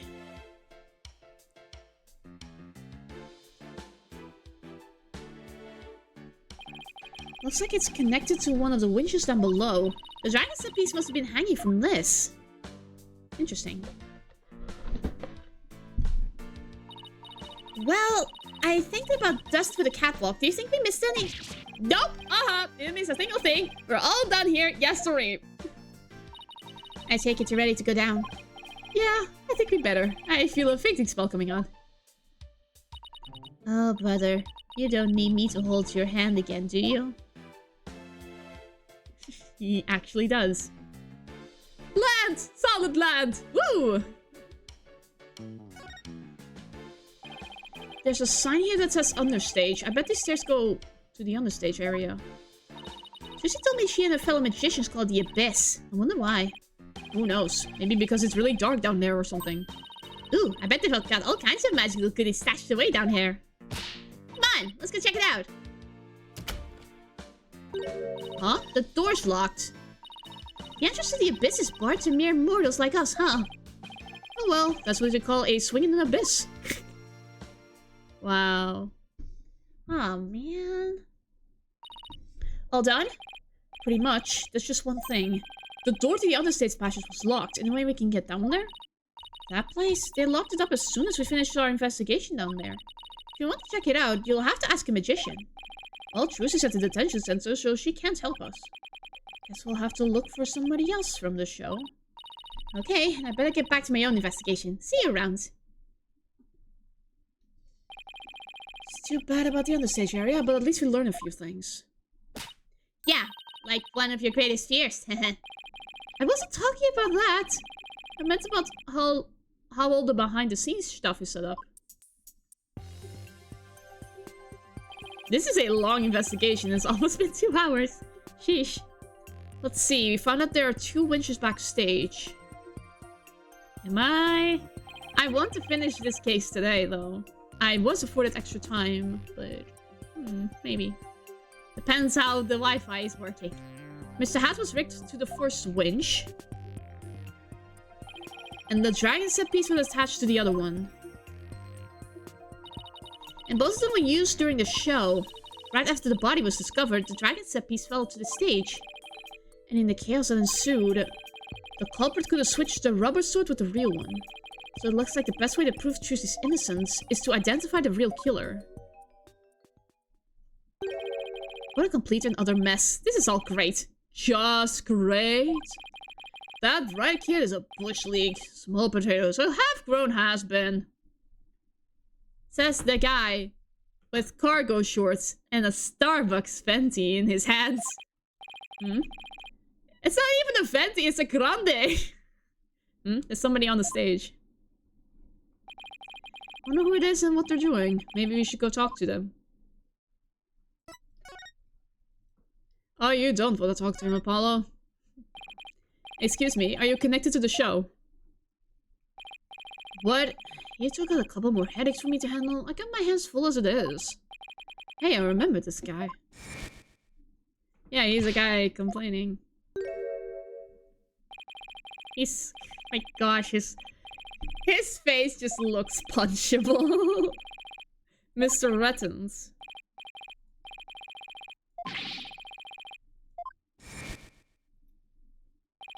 It's that man who's going off at the staff in front of the theater. I never see you guys before. If I had to guess, I'd say you're not production staff. What's that? I spy with my little eye? An attorney's badge? Well, how do you do? I didn't know you found folks were lawyers. Now his face is really punchable. My business card, if you would. Charmed to make your acquaintance, I'm sure. Oh, thank you. So you're from the TV station, I take it. Sharp as a tack you are. I'm the producer of this TV special. My idea, by the way. I'm Apollo Justice, Trucy Wright's defense attorney. Trucy Wright. Oh my god! Oh, ain't that a kick in the head? How about you open with that tip next time, champ? Okay. He was trying to sweet talk us into becoming his lawyers. Oh god! This guy is guilty! Just look at him! Oh my god, that arrogant D-bag energy using money as a fan. Okay, what happened to the smoozy Mago bit? I'm Roger Rittens. Hold the applause and no autograph, kids. I'm on the clock. Apollo, this guy looks really familiar, but I can't quite. Really, kid? Let's try this on for size. Hang loose, baby. Okay, I'm not doing it correctly. Hang loose, baby? Apollo, it's the ratings Raja from Take-Two TV. He's huge, crazy huge, like a real famous producer. Really, I have never heard of him. Seriously, man? What kind of cave did you crawl out of? Roger Rettens the ratings Raja, titan of the TV screen. Still not ringing a bell. You ain't seen my hit Saturday night talk show at 8 p.m. Eastern, 7 p.m. Central? Oh my god. Ah! This man is insufferable! No, I can't say that I have. You're blowing my mind, kid. You even know what a TV is? Say it with me. Television. Do you mind if I ask you a few questions about the incident? No! What kind of comeback is that? Grow some backbone, kid. I basically lobbed that one at you. Now hit me with your best barb. You also love that. Come on, you gotta sell it. Sell what? The drama, man. Say something funny for the nice people at home. Come on, hit me with your best shot. My best shot? We're falling here. Hurry up before they change the channel. Chop, chop. Okay, here goes. Top in the hand. Kapow. Kapow. Really? And why are you pointing all dramatically like we're in courts? I don't know. It just seems like this thing to do. Poor Apollo. Apollo. Oof. That's going in the cringe reel for sure. This man knows the word cringe. Throw him in jail. I think we can all agree that was a mistake. Ugh. If I choked any harder, I'd need a Heimlich maneuver. I blame myself, really. Should have known better than to waste good film on a nobody. So, you want an exclusive or what? Today's magic show was being broadcast live on TV, wasn't it? And you were the producer, right? That's right. Rising magic star versus old school Grammari. It was gonna be wild. We were gonna have viewers vote for their favorite magician during the show. And the loser would have had a really embarrassing prank done to them. It was cool, I tell you. Guaranteed ratings. I don't know. It sounds kind of tacky, if you ask me. I'm telling you, man. Modern viewers eat their stuff up with a spoon. Trust me. Oh, gosh. He sounds like a podcast bro. All I gotta do is serve it up nice and hot. A feast for the eyes. More like junk food for the brain. Exactly, Apollo. That little brat had to go and ruin everything with that accident of hers. You have any idea how many times they dragged me over here to prepare for today? He must have known this theater pretty well if he came by that often. Ooh, that gives me an idea. How about this? Mad mindscape of a magical murderess. Closest combats come clean. Tell me, has Juicy always shown signs of being unhinged? Give me the lowdown! Oh my god! When did you prepare that? When could you tell she was about ready to snap? This guy's cruising for bruising Apollo. As long as you don't get caught on camera. Truth be told, I'm not surprised about the way things turned out. Magicians are pretty much dregs of society, am I right? Then why do you film them? What's that supposed to mean? Magicians are all a bunch of good-for-nothings if you ask me. Con artists and thieves is what they are. They trick people and take their money. Yeah, sure. That's the guy with the money fan. Coming from you, that's rich, pal. Perfect. Magic tricks are the same as con jobs, you know. That's right. The people watching never feel like they've been cheated. Lawyers spout hypocritical nonsense. Big surprise there, lol. And post. You posted that? Seriously? I hate you. Did you just post about us in real time? Those grimoires are all criminals. It's in their blood. Trucy right and no different. What did the grimoires do to you? That girl is no good. She may look all sweet and innocent, but she's a stone-cold killer. Don't you dare talk about Trucy like that. You don't know the first thing about her. You won't find a sweeter, harder working girl anywhere, period. She got the wool pulled over your eyes, I see. What in the world are you talking about? You'll see. I'll dig up the dirt and expose that dark heart behind that sweet smile. I'll prove those Grimoire magicians are all a bunch of lowlives. Does he have a grudge against Trucy, or maybe against all of Troop Grimoire? TV is a window to the truth. It's not like that magic stuff with the streetwise charlatans that perform it. Sure. What were you doing at the time of the incident? Shooting a show in the station studio. We had a whole bunch of girls in bikinis wrestling each other for the camera. That's yuck. That's just yuck.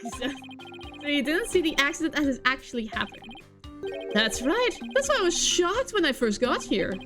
So you didn't hear about the accident until he arrived, huh? I'm guessing what you really want to know is whether or not I have an alibi. Is that right? My staff at the TV studio can vouch for me. Why not go there and ask them yourself? You can give him my card and they'll let you in. Just the face of disgust! So you have an alibi, huh? Good to know. It's a shame. A crying shame, I tell you. What was supposed to be a fun, lighthearted program turned into this sorry affair. I'll have to sell it to news outlets all over the world if I'm gonna make my money back. Trucy Wright will make a debut, alright. Not as a magician, but as a criminal. What? It's my duty to report it! Can't let a tragedy like this happen again, now can I? Even if she gets off somehow, I'll make sure she never walks the streets again. We won't let that happen. We won't let you do that to her. We're going to prove her innocence in court. Listen to you, acting all high and mighty. It's just another money grubber. I know how you lawyers do things. You'll stop at nothing to win. I beg your pardon? If you win your trials, you get fat stacks, right? Is money really all you care about? Sir, have you looked at our office? We are broke. What's with him, Apollo? Why won't he listen? Because he's part of the dark age of the law, obviously. Wahahaha. I mean, he is a TV producer, so maybe. But enough about you. I'm all about going after Trucy now. I won't stop until she's behind bars. That's how we in the media dish out justice. Before you even get to court, my expose is gonna take you down. And if I have anything to say about it, well, gotta get back to the station. Hang loose, baby. Screw you. Looks like the prosecution will be our only opponent this time. But no way are we gonna let that guy have his way either. That's right. Okay, we're done with this stage, so let's go someplace else. Still wish we could check out that understage passage. What else can we investigate right now? We can give the notebook back to Trucy. Hopefully. No, not yet. Let me just... Return the notebook to Trucy. Where is she? Is she in the agency? No. Dressing room, maybe?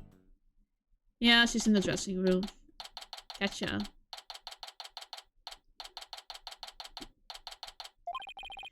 But all that's left to check out is that understage passage. We'll have to try to get one of the staff members to unlock the door. Someone just came into the dressing room. Oh, it's you people again. You came back. Huh? There she is. I saw you, you know. Oh, it's you! The bunny assistants from the show, right? What? Oh, yes, that's right. My name is Bunny the Fum. Aw. I remember her talking to us earlier. Yeah.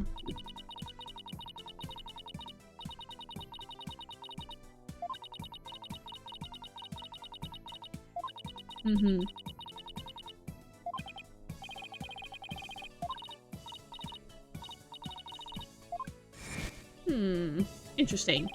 She said some pretty strange things then. I saw you take it. You took something from our dressing room. Oh, Bonnie, that teleportation trick you did was amazing! Fantastic! What? Oh, thank you. Oh, hi, Sylph. Welcome to the stream. What you did? What other kinds of magic tricks can you do? Me? Oh, well, how about this? Aww. Splendito!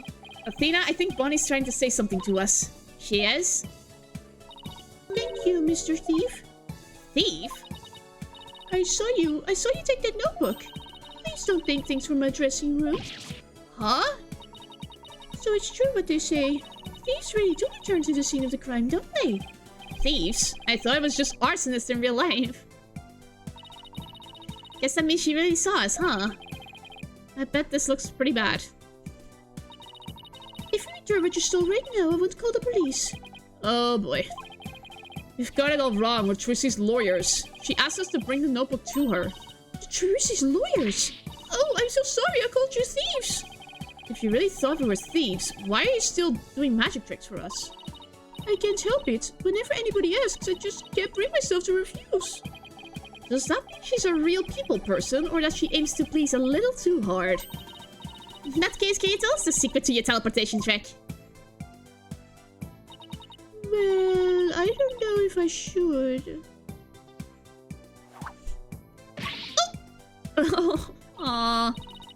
If I keep up the pressure, she just might tell us. I've been dying to know! Leave the poor girl alone.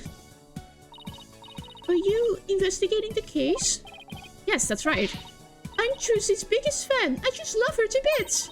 I'd do anything to help her. We appreciate that. In that case, would you mind if we ask you a few questions? Okay, Bonnie. You're a magician, right, Bonnie? That's right. My specialities are teleportation and this little magic trick right here.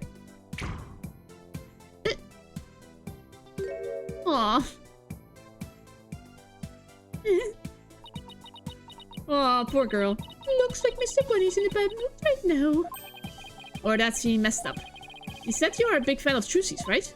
Oh yes, I looked up to her more than anyone else in the whole world. What about her makes you respect her so much? She's just incredible. Not only is she extremely talented, but she's so cool under pressure and always manages to keep a smile on her face. In spite of all that talent, she still works harder than anybody I know.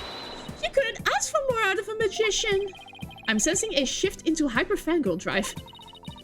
I love the little way she does her tricks, and how she claims to charm, and especially love her magic panic trick, which is both cute and comical. First time I saw her do a trick, I was so impressed and so moved. I've got to shows that she performed many times now, and...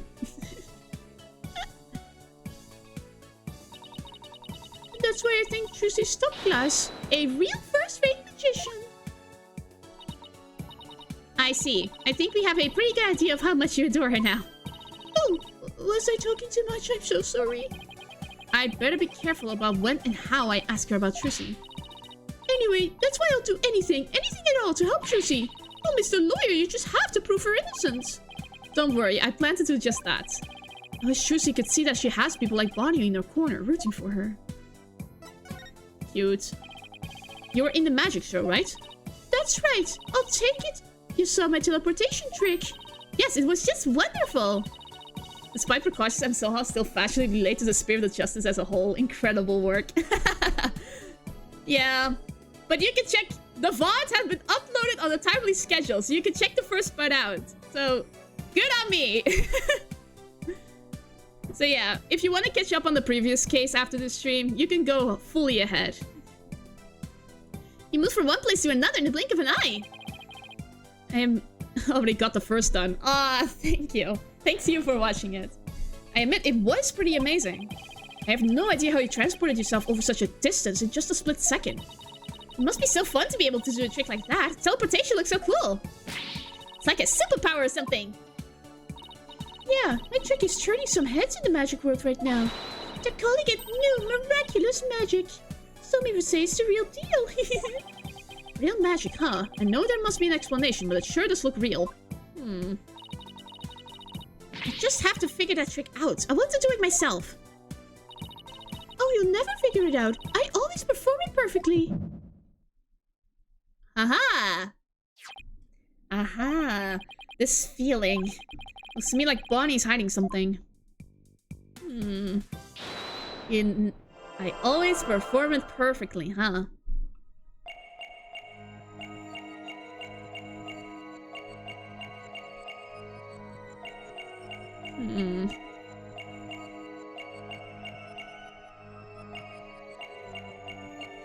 Where, oh where is it? It's perfectly, I think. Aha, there it is. Gotcha! Bonnie, when you said perform it perfectly, your right hand will tremble and move your hat a tiny bit. I even got a glimpse of the little rabbit hiding underneath. Ooh. Did you really perform the teleportation trick perfectly this time? Of course! I definitely got that part right. What do you mean that part? Oops! Wait a minute. Are you saying that you... picked the wrong career? You didn't switch the swords? Did you maybe make a mistake during the switching of the swords? I wasn't involved in that part, so how could I make a mistake? Even I could mess up if I was simply watching. If you were simply watching. I never make any mistakes under any circumstances. That's what I meant. She seemed pretty flustered just now. I bet she did make a mistake somewhere. Wait a minute. You messed up Trucy's escape. You might have performed the teleportation trick flawlessly. But what about Trucy's escape trick after that? Did you make some kind of mistake during that? Oh, well... Well, did you? You see... Did you or didn't you? I did. You're absolutely right, Mr. Lawyer. I made a mistake during Trucy's escape trick. I'm so sorry I lied. Whew, feel like I pulled off a magic trick of my own just trying to get that out of her.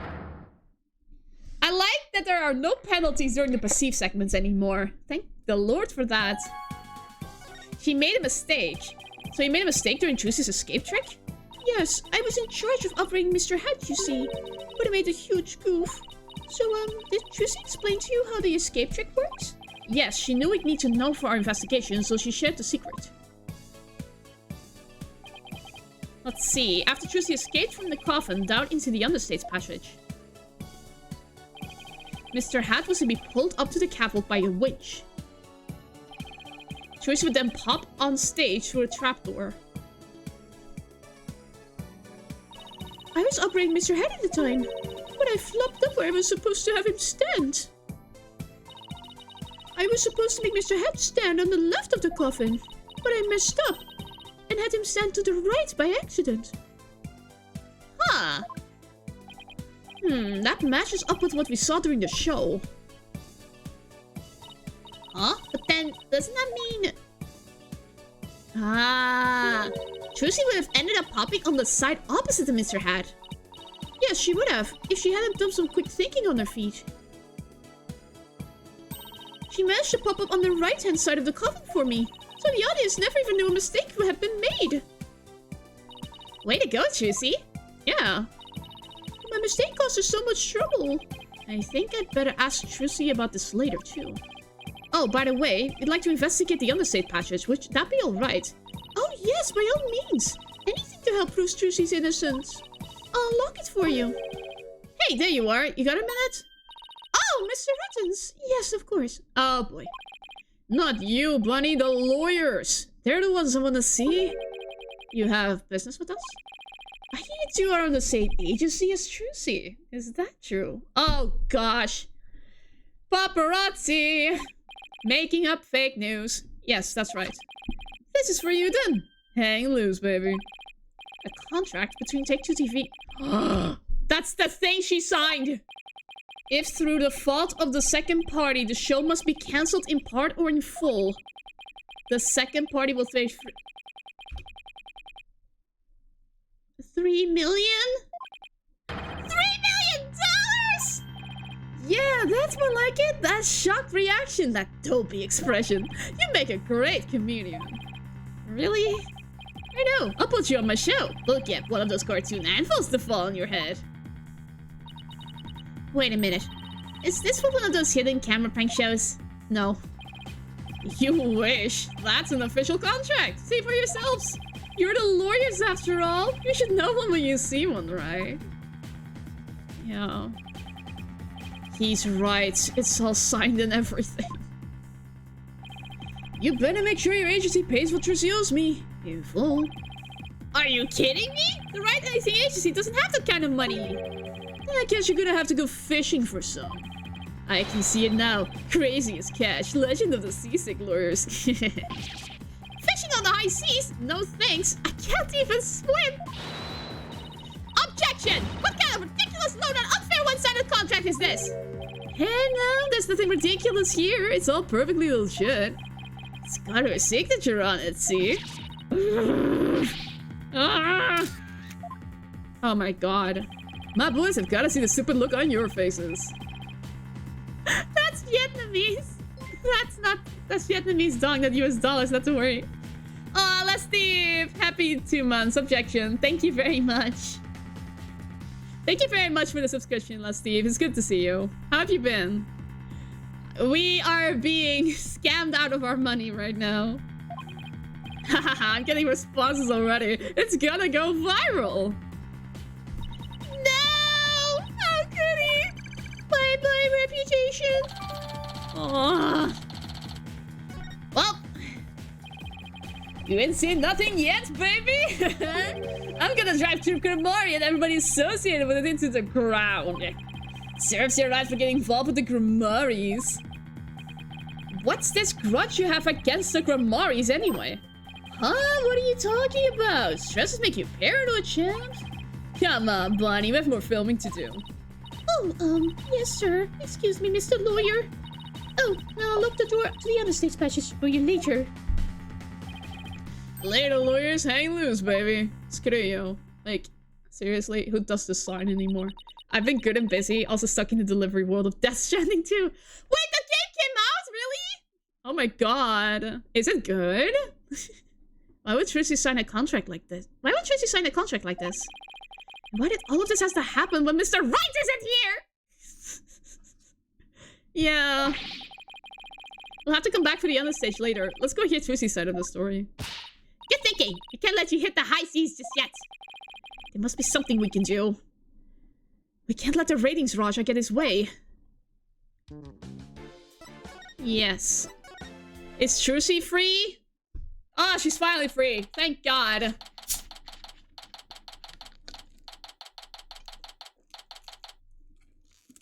I want to have the trial already. I have a feeling I can't finish this case today, which is so disappointing if it is. I hope there's an intermission or something that I can save at. Otherwise, I'm screwed. 3, 2, 1! Ta-da! Whoa, now even my handcuffs disappear! How did you do that? Ah!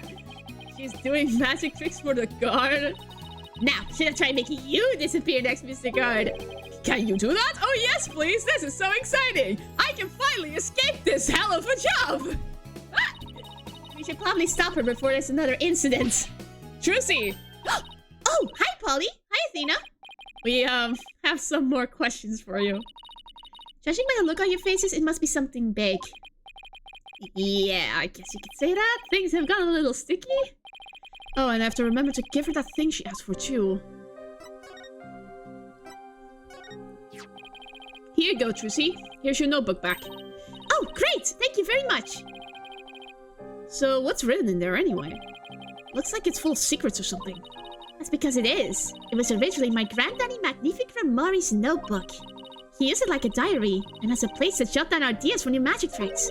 Some of which only members of Troop Grimori have ever laid eyes on. Whoa, this notebook is a really big deal then. Yes, that's why it's always kept on the lock and key. But a magician would do just about anything to get their hands on that notebook. And we found him mixed in with Mr. Rias's belongings. Could he really have been trying to steal it? The Troop Grimori creed is also written inside. A true entertainer always keeps a smile on their face. That creed was passed down to me from my daddy, as his daddy passed it down to him. It's true that Trucy always keeps a smile on her face. I guess it's due in part to her family creed. Trucy, I want to talk to you about where we found this notebook. Where the notebook was. We found this notebook mixing with Mr. Rias's belongings. What? Do you think he might have been trying to steal it? No way! I can't believe it! The great Mr. Rias would never do any such thing! Would it be so far-fetched if he was after Troop Grimori's secret tricks? It makes for a pretty compelling motive to take the notebook. Trucy, do you remember this contract? Yes, I signed it before I went on stage. What about this liability for compensation article here? Liability for compensation? What are you talking about? Let me see that. What? $3 million? Just as I suspected, she didn't know about that part. I've never seen this article! And I read the whole contract from top to bottom! Yeah, I didn't think you missed such a big thing. But there's your signature, so what's going on? Maybe there was some kind of trick involved? Mr. Rias helped? You know, like when I signed it. In other words, you think there might be some foul play afoot? And I'm willing to bet that the ratings Raja is the one behind it. Bonnie told us about the mistake she made on stage. Oh, you mean with where Mr. Hat had been placed? Even I was at a loss about what to do for a second there. So how did you fix the problem? Well, I was down in the understage passage when I found out. I had to work my butt off to fix it, let me tell you. After I escaped from the coffin and went down into the understage passage, I got a signal from Bonnie saying she made a mistake with Mr. Hat's positioning. No joke, I was freaking out. After all, I had to be back up on stage in a few short minutes. Magical girl Trucy Wright was faced with an unprecedented crisis beneath the stage. Would this spell the end for Trucy in Grimori Land? And then what happened? I was totally hooked. I was supposed to get back up to the stage through tapdoor number 1 on the left. Using a platform that can be raised and lowered called a stage lift. There was a stage lift ready and waiting in the lower position on the trapdoor 1. But Mr. Hat had been placed on the right above trapdoor 2 by mistake. There was already another stage lift under trapdoor 2, but it was already raised. It was in the raised position since we hadn't planned on using it. Okay, so how did you get back up onto the stage? Why, through brute strength! Oh my god! I couldn't lower stage number 2 by myself, so I pushed it back and out of the way. Oh my god, the strength she has under adrenaline? My goodness! Oh my god, she's a legend. Then I moved the lowered stage lift number 1 into place on the trapdoor number 2. Oh my god. This thing is heavy. I wish I could have moved it with magic. I'm far Unfortunately, my magic is useless under the stage. The understage is a dark abyss that drains magicians of all their powers. I can see why it's called the abyss. I never knew it could take so much out of you. That's just how it goes in the real world. Illusions are created by the blood, sweat, and tears of those behind the scenes. Wow, I learned so much just now. Trucy, have you told anybody else about all this? Nope, nobody. It sounds like some critical information. I better make note of it. Okay.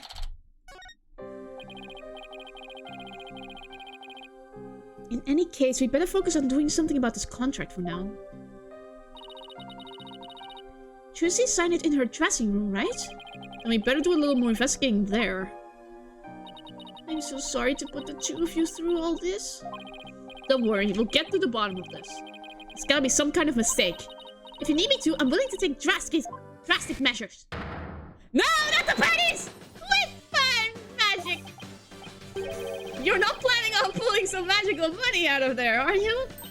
No, my magic panties are much better at making things disappear than appear. Do I want to know what she's planning to make disappear? Apollo, we have to do something! Anything to fix this! I agree. Let's check out the dressing room again for starters. Okay, and we should finally check out what the understage passage too. The abyss? Then you have to go through the backstage area. Be careful down there.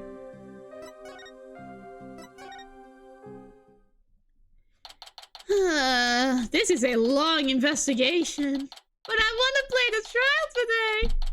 Why? Why, game? Okay, this is where Trucy signed that contract. Right, and there must have been some kind of trick that was used when she signed it. Question is what kind of trick, and how it was done. If some kind of object or tool was used, there still may be a trace of it somewhere. Like with the pen or the paper. Well, it's time to find out the secret to that trick. Oh, yes! Let's do this! Okay. What's with all the money? Huh? There. Huh? Hey, take a look at this clipboard. That's the one she signed.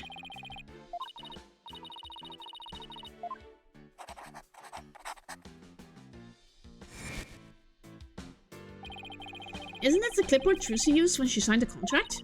I think you're right. Let's give it the once over.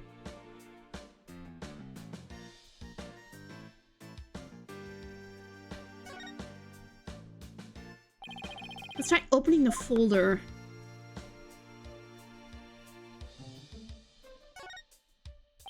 This part here holds the papers in place. Does this clip have something to do with how they contract? Ow! It bit me! Only you could get hurt by a clipboard, Athena. The screws. The screw will budge. I don't think even your Crazy Strange could budge it. Crazy Strange? What kind of thing is that to say to a delicate young lady? I don't see you denying it either. This screw. Oh, it's just a screw. That observation won't get you any laughs. What? Do I have to make with the funny all the time? This one. Hey, this screw. It's different from the others. Not only that, but I think it's loose. Look, I can move it.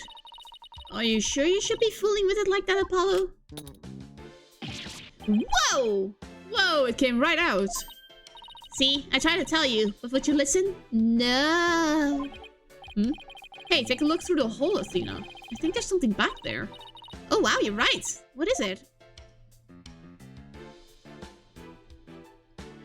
Oh my god. Hey, look, the back panel is loose. I think I could take it off. Got it. You're just breaking things left and right today, aren't you? Look, there's something inside! What is this black sheet of... I want to say paper? Oh, I know, it's carbon paper.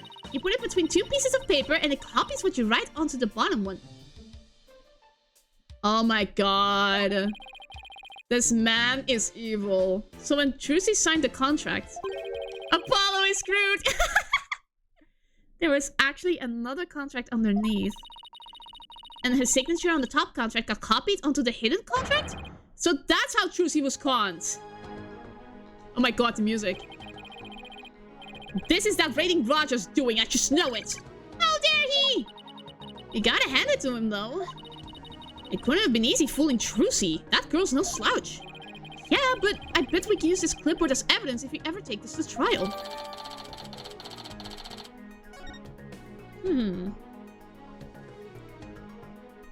Nothing else? No. Now we need to move to the understage passage. Hi, Emma. Still busy?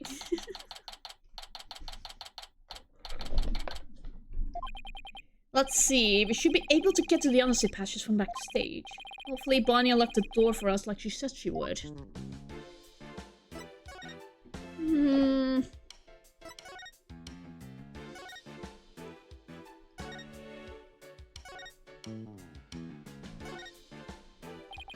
Back to the backstage. There we are. Get in! The door's unlocked. Thank you, Bonnie. Well, Athena, here we go.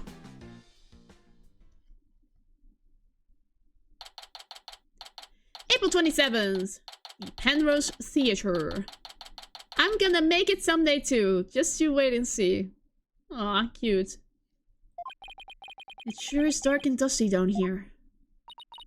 The Abyss. The magical underworld. And look! There's a denizen of the Abyss now! A fearsome beast with long, sharp fangs, ready to prey on unsuspecting souls. Huh? What are you... Oh, you mean that tiny little rat over there? No, I mean that fearsome beast over there! I think you don't like rodents.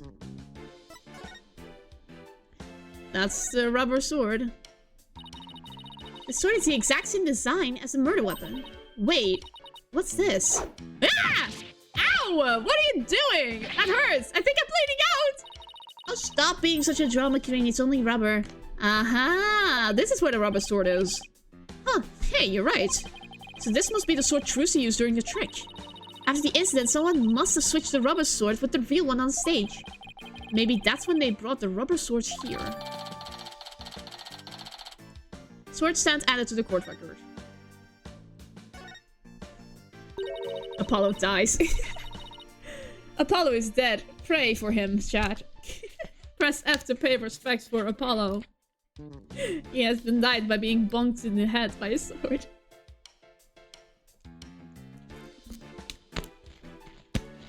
I'm gonna make it big someday too. Just you wait and see.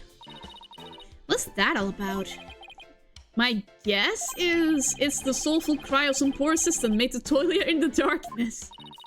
And who would know about the soulful cry of a bitter assistant better than you, right? You really understand the writer's feelings of despair and frustration. Sadly, yes. Yes, I do. Aw, poor Paul. Aww. You really shouldn't scribble on the walls, you know, Apollo. It wasn't me! Hey, an X. It's the stage lift for getting up to the stage. It looks like this crank lowers the platform. But Trucy said it is impossible for one person to do it alone. It sounds like a challenge. Now I want to try it.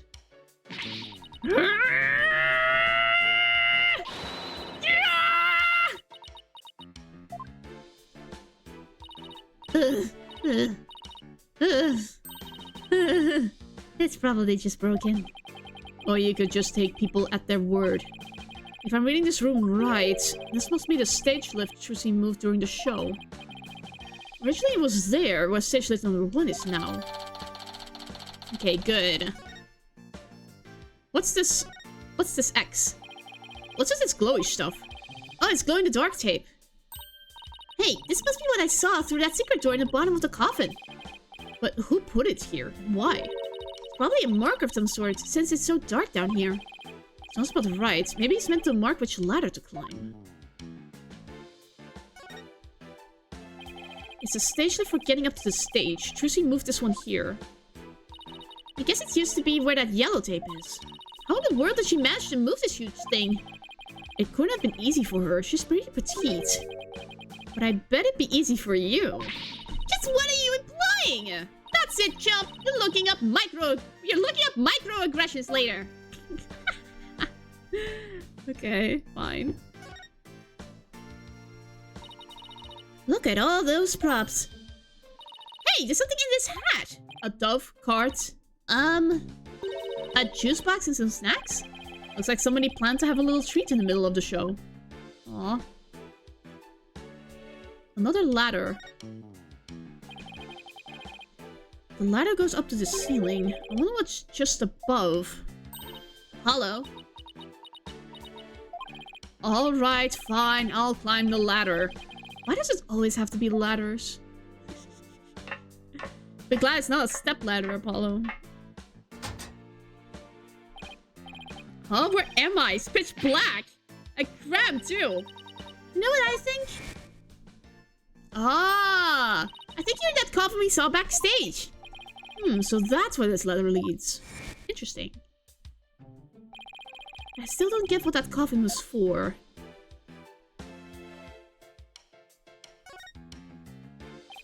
This ladder goes up to the ceiling, so I guess it leads to one of the trapdoors on stage. Tracy must have used this ladder when she escaped from the coffin. Why don't you climb up there and see if I'm correct? It's not so high. You'll be fine, right? Huh? Why me? You'd make a young lady wearing a skirt climb a ladder. Fine, I'm going.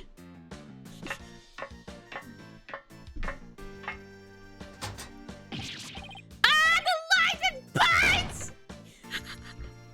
Oh, poor Apollo! Ah! Are you alright? I can now confirm that the ladder does indeed lead up to the stage. Well, that tasty bit of info was definitely worth risking life and limb for. Well done! Hold on, Apollo. I hear voices. Quick, hide! Huh? Ow, quit shoving! Hurry up and get down there! Ow, my arm doesn't bend that way! What the heck, Athena? Shh! Look! Oh no. Oh, it's so much work pretending to be cute and sweet. Oh no. Isn't that Bonnie? Hey, Bonnie, wait for me. And the ratings, Raja? What did we have to hide for, Athena? Guess I heard something funny. There was something off in their voices. Oh, right. Athena's super sensitive hearing. Right. Those lawyers are poking around, trying to stir up trouble. Should I be worried? Relax! I didn't say anything to the police, and I won't say anything to them either. Oh my god. You better not, or you're gonna get it. Pow! Right in the kisser! What the? Is it just me, or does Bonnie seem kind of different from before? Yeah, she's kind of disturbing now. Apollo, shh! I'm sick and tired of this whole investigation. All I want is Trucy's head on the platter. What? Leave everything to me, babe. Don't forget the power of mass and media. TV can accomplish anything. I'll make sure Trucy gets much worse than a guilty verdict. Yeah, this is like just... This just screams they're the culprit. I can't wait to see that girl crying and begging for mercy. You really hate Trucy, don't you, Bunny? I hate her. I loathe her. I can't stand that Trucy, right? Just because she's a good at magic, she thinks she's all that. So this is exactly what that sniveling brat deserves. Hey, what the heck? If you mess this up, you're gonna really be sorry. You hear me? I'll crush you flat. Like a cockroach under my foot. Oh, you little You're so adorable when you're throwing a fit. Ow, ow, ow, my foot. Can't you take a joke? Come on, grab my things. We're leaving. Ah, lead the hippity hoppity way, my little bun bun.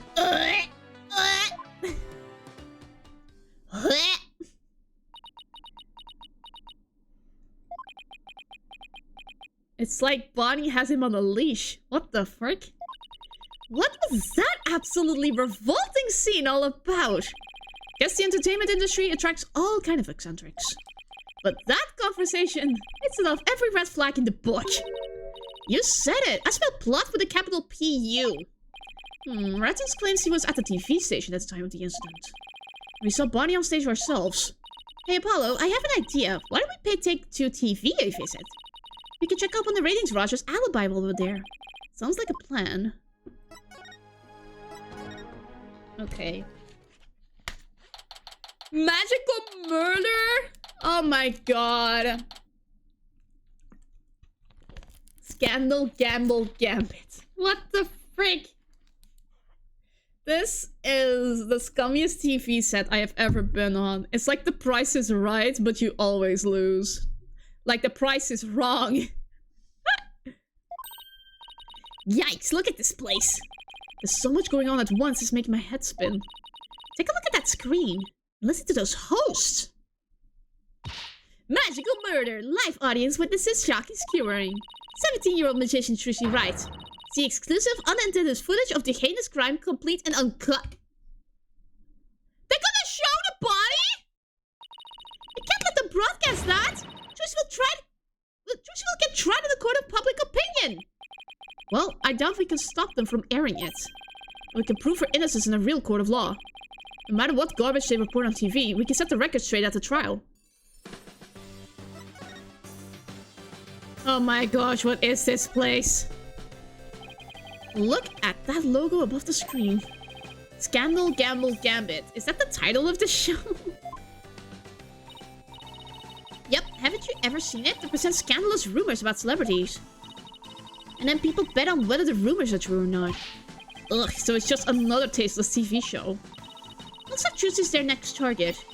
Today's scandal is tragedy on stage. Did Trucy Wright cause an accident or did she commit murder? Looks like the murder is in the lead. Oh god. Well, I say neither.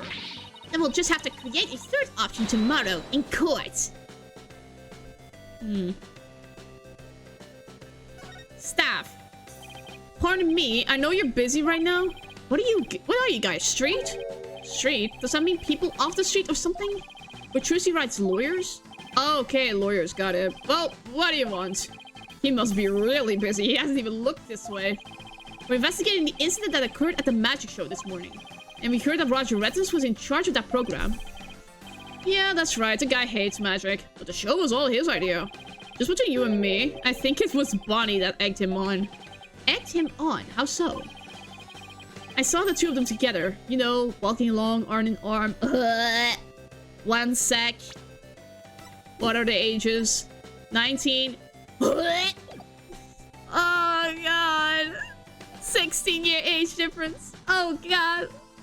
Oh no. I bet you sweet talked him into doing the program because she wanted the work.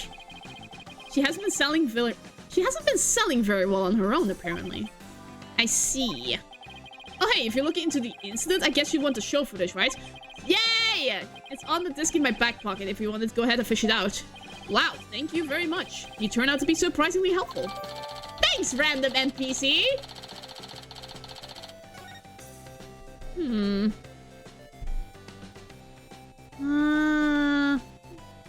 What's this?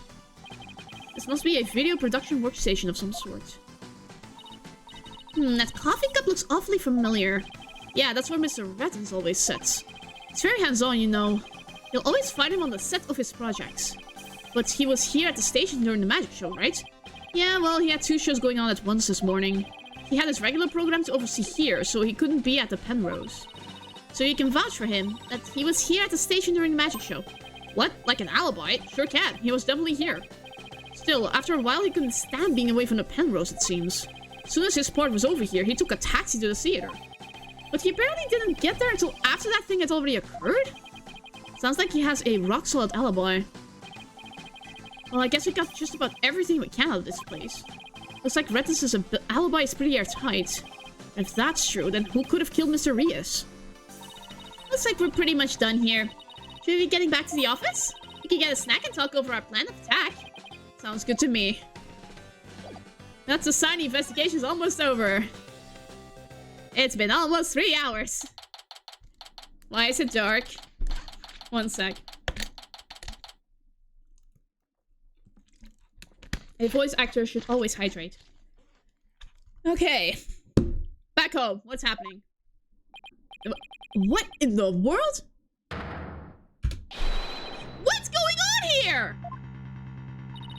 Oh, these stickers say repossessed? Who did this? Who's responsible for this? Whoa, now this is a restricted area, champ. No trespassing.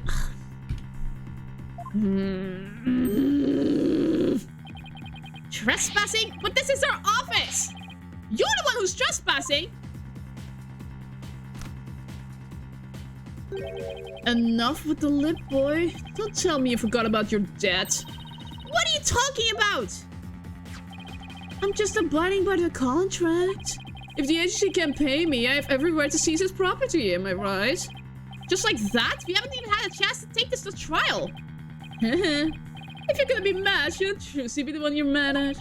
I told you, it serves you right for getting involved with those Gurmaris. Why, you dirty, rotten... Curse him out, Apollo. What are you going to do with all of our stuff? Sell it, of course, every last bit of it. That's why I'm seizing everything. And I'll take this little office of yours, too. You think you could just waltz in here and do whatever you want? Indeed, I do. Unless you write whatever warehouse jokers got 3 million ready. I don't know then, because I gotta recoup my money somehow. After all, the entire program went south because of Trucy. It's called liability for compensation, and this infantile agency is the liable party. Why, you black-hearted? Hey, Apollo, what about the crooked clipboard? It's no good. We don't have any proof that Rettons was behind it. Darn.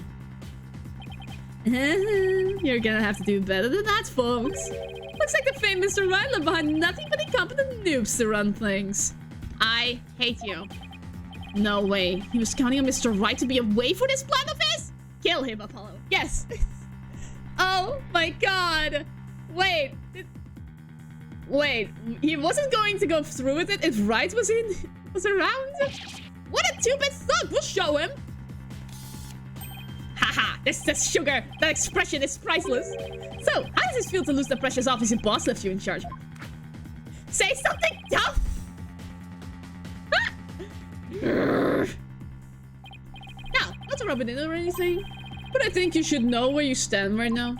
Oh man, what now? Here, have a gander. The trial of young up-and-coming magician Trucy Wright is scheduled for tomorrow. We're here just outside the office of the suspect, hoping for an inclusive peek inside. What? Is this live? Apollo, look! There's a sea of reporters outside! Oh god.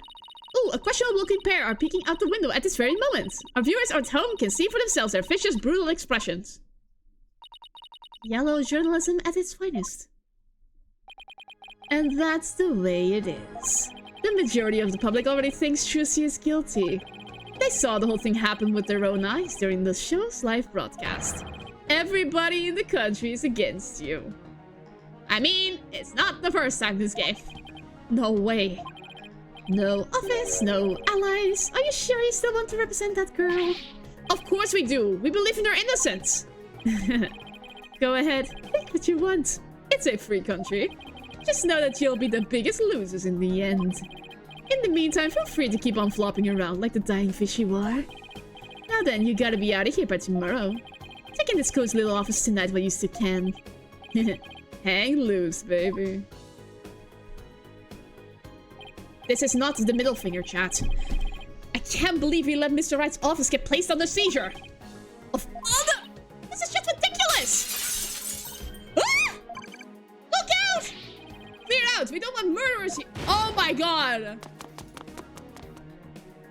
Hey! If it's a fight you want, I'll take you on! Come on! Guys, let's get out of here before we get killed too!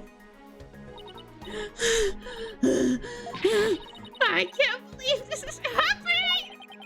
We have to do something to protect ourselves, and fast! Oh my god! Seriously? It's Mr. Right! Seriously, Phoenix? This is the absolute worst moment you could have called! Apollo! I got your messages! How is she? Is Trucy okay? Finally. She's not crying, is she? Does she have a lawyer? Mr. Wright! It's all a giant mess! Poor Trucy and the office, our office! Apollo? Okay. Okay. We better both take a deep breath.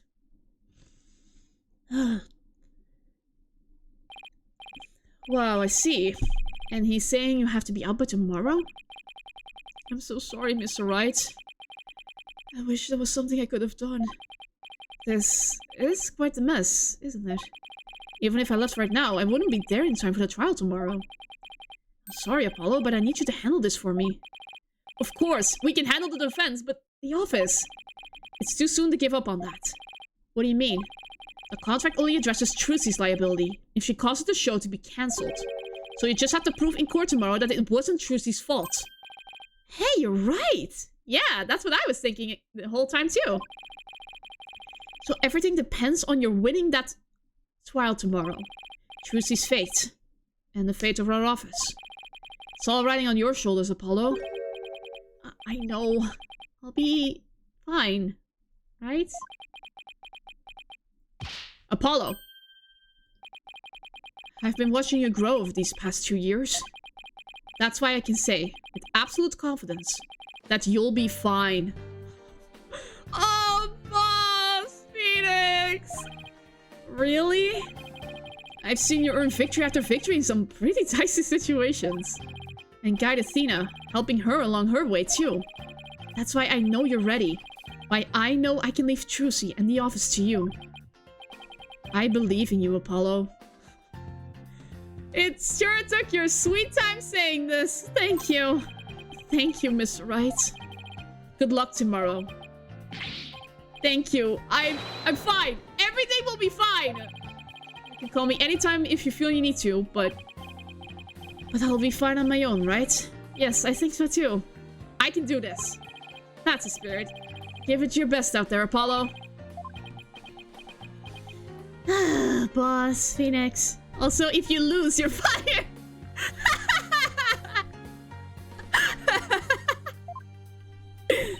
What is it, Apollo? What are you smiling about? Who, me? It's nothing. Mr. Wright believes in me. I can't let him down. We have to win this trial, Athena. I couldn't agree more, and I'll do everything in my power to help. Oh god, our opponent tomorrow. Prosecutor sub Marty, huh? Why now of all times? Yeah, you know him for some reason. Still, I don't care who it is. I can't afford to let my guard down for anyone. What is your history with him, Apollo? I am curious. Oh my god. Is that the... Oh, restless, wandering soul of the dead. Oh my god. Oh my god. Prosecutor Sadmati. Oh my god. Sorry to disturb you, but I figured I should tell you. The lead attorney's been decided. It's Apollo Justice. Ah. Apollo Justice. Does that ring a bell? You can hear from Emma's voice, like, yeah, there's something going on. Yes, let's save. Let's save. Trial, day 1. Yep, let's continue. I want some trial today, dang it. I'm in the mood for a trial. Here we go, everyone. Let's face off against this. Against the most over-the-top monk ever. Oh my god. I have a challenge. I don't know how to voice this, man. April 28th, 9:15 a.m. District Court Defendant Lobby number 3. I'm fine. I'm fine. I'm Apollo Justice. And I'm fine. Is Apollo okay? He's been muttering to himself all morning. He's been like that since yesterday. Guess the pressure of today's trial is getting to him. And the possibility of having to face him. Poor Polly. He's really tearing himself up over all of this. Get it together, Apollo! Yikes, Athena! When did you get here? Try to relax a little bit, will you? You're getting yourself way too worked up. Yeah, but I'm alright. I'm fine. Ah, yes, him. Yes, I do not know what's going on between these two. You know, I did a little digging on this Nayuta Submuddy guy. He's apparently not your run-of-the-mill prosecutor. Oh yeah? What did you find out? Well, they say he wields an incredible power to accurately read a trial's karma and its ultimate fate. He can predict the future. What is that supposed to mean? I don't have all the details, but apparently he can foresee how the arguments will go and even lead his opposition. He can guess... He can feel where the conversation is going to go and then just cut it off. So the defense basically ends up going in whatever direction he has in his head. Man, this isn't going to be a cakewalk if that's true. Emma did say she talked to him for us though. Here's hoping that went well. Oh yeah, that went perfectly well. Oh, he's going to kill us. In any case, it sounds like he's going to keep us on our toes. I am excited. That's why I know you're ready. Why I know I can leave Trucy in the office to you. I believe in you, Apollo. Phoenix. Mr. Wright is putting his faith in me. I can't let him down now. Here we go. This is going to be very tricky. I'm fine. I'm fine. I'm fine. There he goes again. It's almost like he's chanting a prayer. I'm fine. I'm fine. I'm Apollo Justice, and I'm fine! If you say so, Apollo. The trial will start momentarily. Is the defense ready? Yes! We're fine! Wow. Trucy's fate and the fate of the agency rest on this trial. This is it, Justice. If ever there was a time to shine, it's now.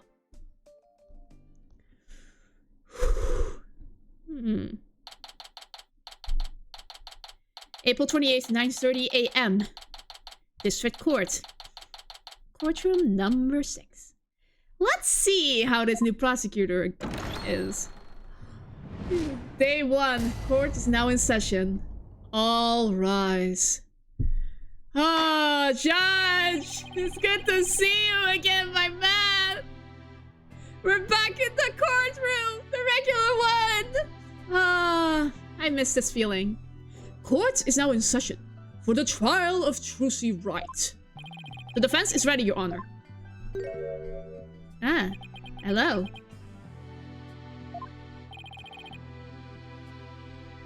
And the prosecution.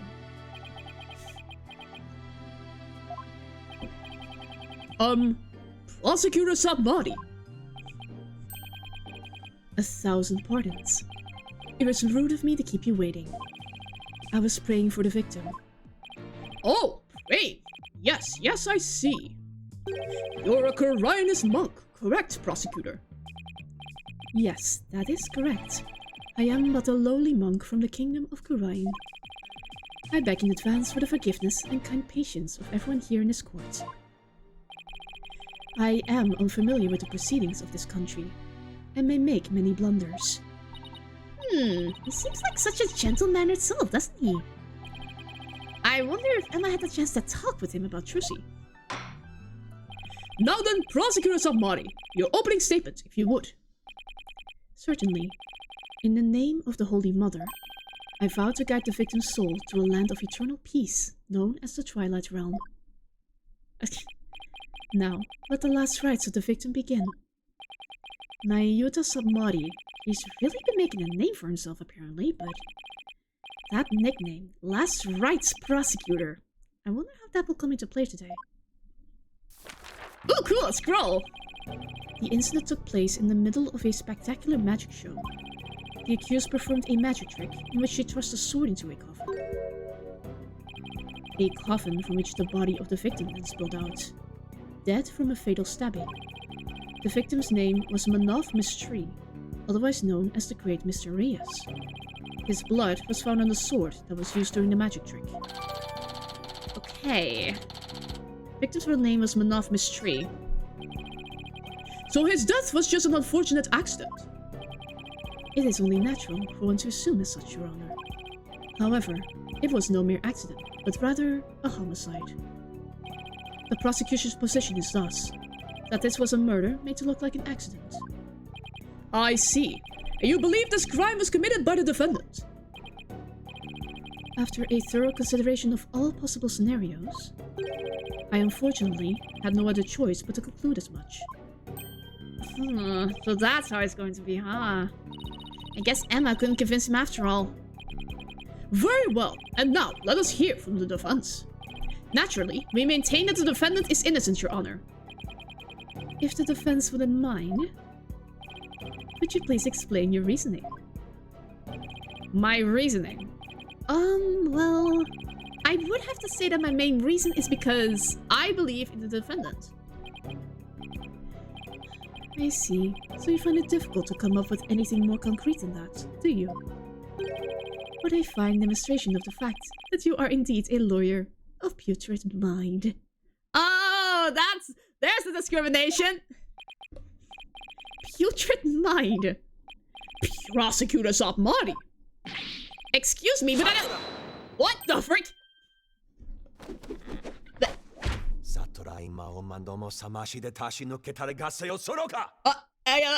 What? If you don't mind my asking, Prosecutor, what was that you were just chanting? A sutra of the Holy Mother that guide those of tainted soul towards enlightenment. It is a Kurainist incantation to awaken the foolish from their fruitless slumber. Fitting for a lawyer who indulges in such fancy as the innocence of the accused. I see. So basically you're asking the defense to get real.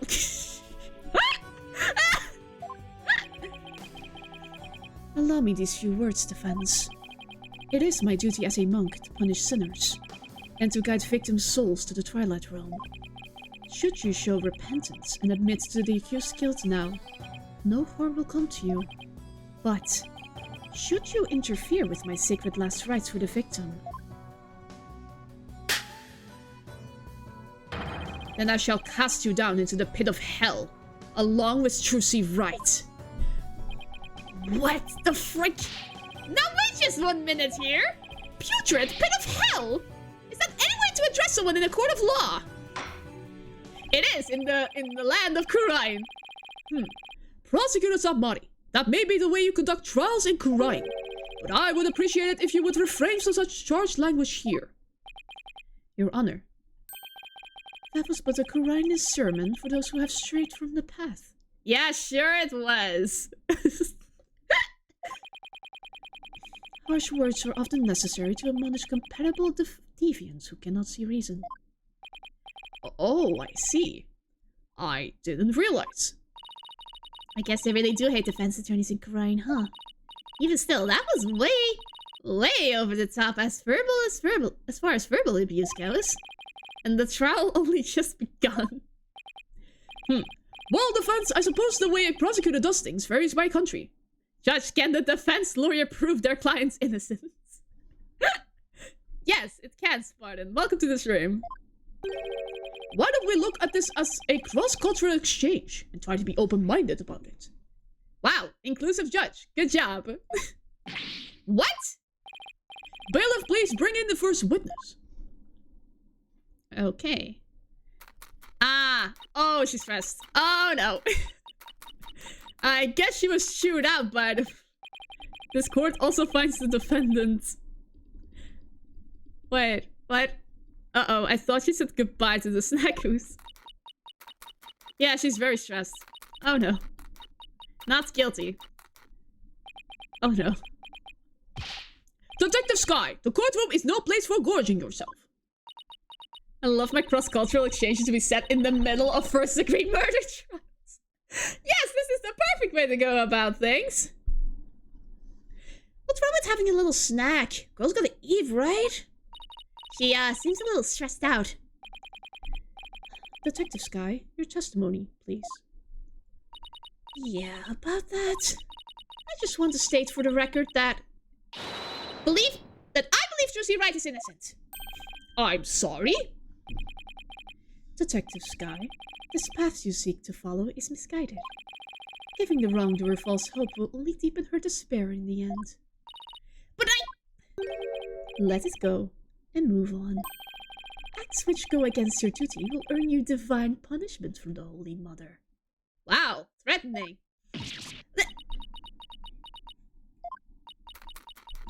Oh, yeah. That exchange did not go well, huh? Oh, she's so depressed. Fine. I don't know about the divine part, but I get the punishment bit loud and clear. I guess Emma got assigned tons of paperwork or something for sticking up for Trucy.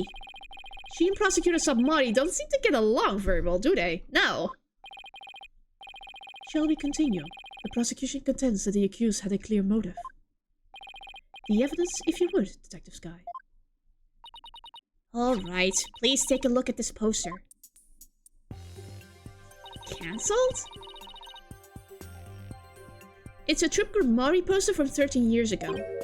It's just mirrors a little different from the one in Miss Wright's dressing room. This is a revised version of that poster. This one says cancelled on the Mysterious.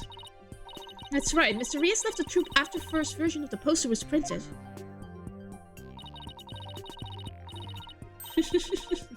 Aww. Take a look at Mr. Reese's right forearm, near his elbow. See the big scar there? He apparently got that when he made a mistake while practicing a magic trick. Ouch, that's quite a scar. Because of the accident, Magnifique Grimari concluded Mr. Reeves was too unskilled. Just before the show was to open, Magnifique announced Mr. Reeves wouldn't be appearing. Oh my god! But in defiance of Magnifique's decision, Mr. Reeves tried to go on stage anyway. Thus, this in turn caused Magnifique to oust Mr. Reeves from the troupe on the spot. He kicked Mr. Reeves out! That seems rather extreme. Did he really have to go that far? When it came to magic, Troop Grimari was so passionate, or should I say, extreme about it, that it caused problems for them from time to time. Yes, they even caused this court a mountain of trouble with their extreme antics. Oh boy, isn't that the truth? And now the troop's successor has committed a murder. It seems the troop's rare talent was inherited by the right person after all. A putrid talent for criminality. Sure.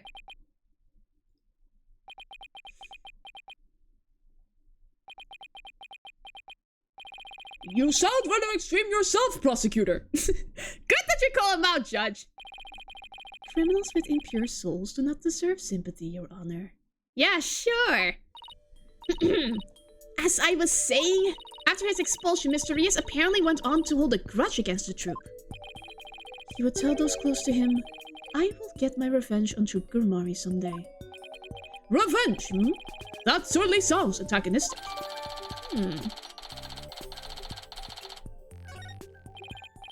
And then, his chance for revenge finally came. If you'd be so kind, Detective Sky. I guess I don't have a choice, do I? 1 second. I'm gonna disappear for a sec. 1 second. Do do do do do.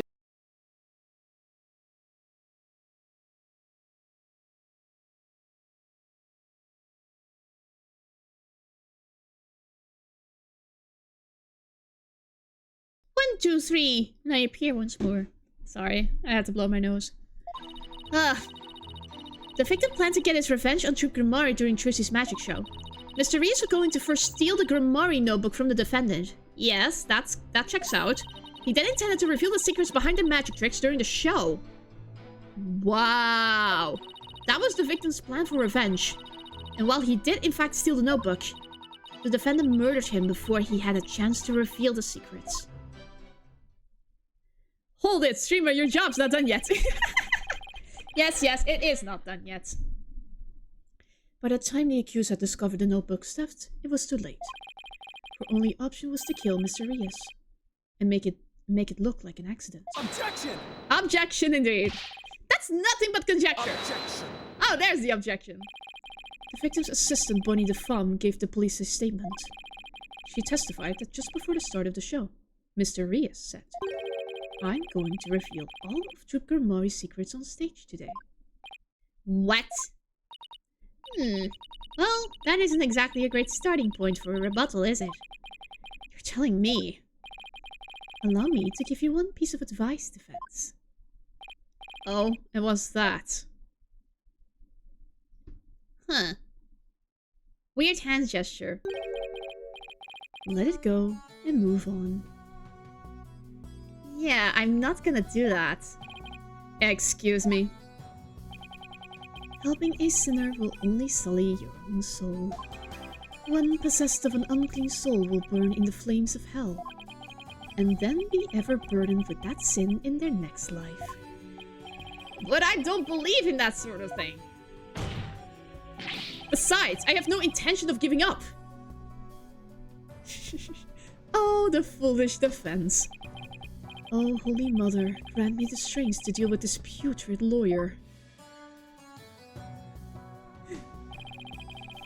All actions have consequences, and yours will surely earn you the honor of being a mere stink bug, at best in your next life. A stink bug? Now then, Mr. Stink Bug, I mean Mr. Justice. Your cross-examination, please. I think I know what to press. This is going to be very, very interesting. He had his revenge on Grimoire during Trish's magic show. He was going to first steal the Grimoire notebook from the defendant, which checks out. He then intended to reveal the secrets behind their magic tricks during the show. That was the victim's plan for revenge, and while he did in fact steal the notebook, the defendant murdered him before he had a chance to reveal the secret. You don't believe that? I'm sorry, but what exactly is the basis for claiming it was murder? Beats me. What? The basis is beats me. You'll have to ask Prosecutor Samadi over there, because he hasn't told me his reasoning either. Oh my god, he's holding secrets too? From his own detective. Detective Sky, your feeding of information to the defense has not gone unnoticed by my eyes. Ugh. The bad karma of acts which go against your duty will impinge upon you in your next life. But even before that, it may impinge upon your job in the form of a transfer. Wow, not even a pay cut, a transfer! Ugh. Please don't get me kicked out of the forensics unit, anything but that! Poor Emma, she's really been risking everything for us. Well, Prosecutor Samadi, what are your grounds for claiming homicide? It was the luminous tape in the understage passage. What? I realized that it had been moved. Moved so that Mr. Rios would climb up into the downstage coffin by mistake. What? Mr. Rios, who was waiting in the understage passage, was supposed to have used the upstage ladder, shown here on the left. Yeah, he was to climb up into the coffin that had been set up in the backstage area. After being turned into a stuffed dragon during Act 1, Mr. Rios was supposed to come back to life and emerge from that coffin. But the luminous tape had been moved to mark the downstage ladder. So the victim climbed up into the coffin on the stage itself by mistake. The very same coffin the accused thrust her sword into. And you have proof that it was my client who moved the tape. But of course, Detective Sky. Oh, that's right! I identified the defendant's fingerprints on the luminous tape. You what? You actually have proof? Well, defense, are you finally ready to let it all go and move on? Absolutely not! Detective, please add the information about the prints on the tape to your testimony. Wait a sec! But she had gloves on! The defendant's prints were on the tape. I guess she must have moved it during the show. No, she was wearing gloves. How do I prove that? Trucy wore gloves. There. Objection! There we are. I'm sorry, Detective Sky, but there's a flaw in your testimony. Oh, really? Oh, really? The prosecution is claiming that Miss Wright moved the understage tape during the show in order to guide the victim into the coffin downstage. But it doesn't make sense that she would leave prints on the tape at the time. It doesn't. Please consider the fingerprinting results of the main coffin, which shows that not one of my client's fingerprints were found on or in it. That's true. We didn't find any of her prints on the coffin. I think you've realized what the flaw is in your testimony is. Claiming Miss Wright left prints on the tape during the show is inconsistent with the facts. Because she was wearing gloves during the show. Oh! She must have left the prints sometime before the show started. In other words, her prints do not prove she moved the tape to mislead the victim. The prosecution's investigation was insufficient. Oh my! But on a personal level, I'm very happy about that. Well, prosecutors are muddy. If the defense's argument is true, then you have no evidence the defendant moved the tape to deceive the victim. I see. Apparently, the defense is more intelligent than I had thought. More than a stink bug, at any rate. Come on, you can bump me up to at least a stag beetle now, can't you? Would that really be any better? Of course, way better! Stag beetles are cool, with those huge mandibles of theirs. Oh my gosh. If the defense wishes to be promoted to a stag beetle, then answer me this question. Alright, shoot! Even with no evidence that the accused moved the tape to misguide the victim. The victim still climbed the ladder, using the tape as a guide. And entered the coffin on the stage. The accused then thrust her sword into said coffin with the victim in it. So what you're saying is, the fact remains that the victim was stabbed to death, right? Precisely. However, this does drastically change one aspect of this case. If the accused did not lead the victim into the coffin on purpose, then it means the victim's death could have been accidental. If it was indeed an accident, the defense can argue that it was involuntary manslaughter. Why are you yourself saying this? It's like you're trying to trap us. I see. If it was involuntary manslaughter, they could plead extenuating circumstances, and the severity of the crime could be mitigated. Defense, if you believe the accused did not murder the victim, then do you argue that it was an accident? This is it, the all-important question. The defense argues that Mr. Rios' death was a murder. The defense maintains that the defendant is entirely innocent. We believe that it wasn't an accident, but murder. And, what's more, we believe it was committed by a third party. A third party? As in, the true culprit is someone else? Yes! Good first move. That is quite a brazen claim to make. And one wholly without grounds. Your voice is as loud as your suit. And your mind echoes just as loudly in emptiness. Oh! Ah, the disses!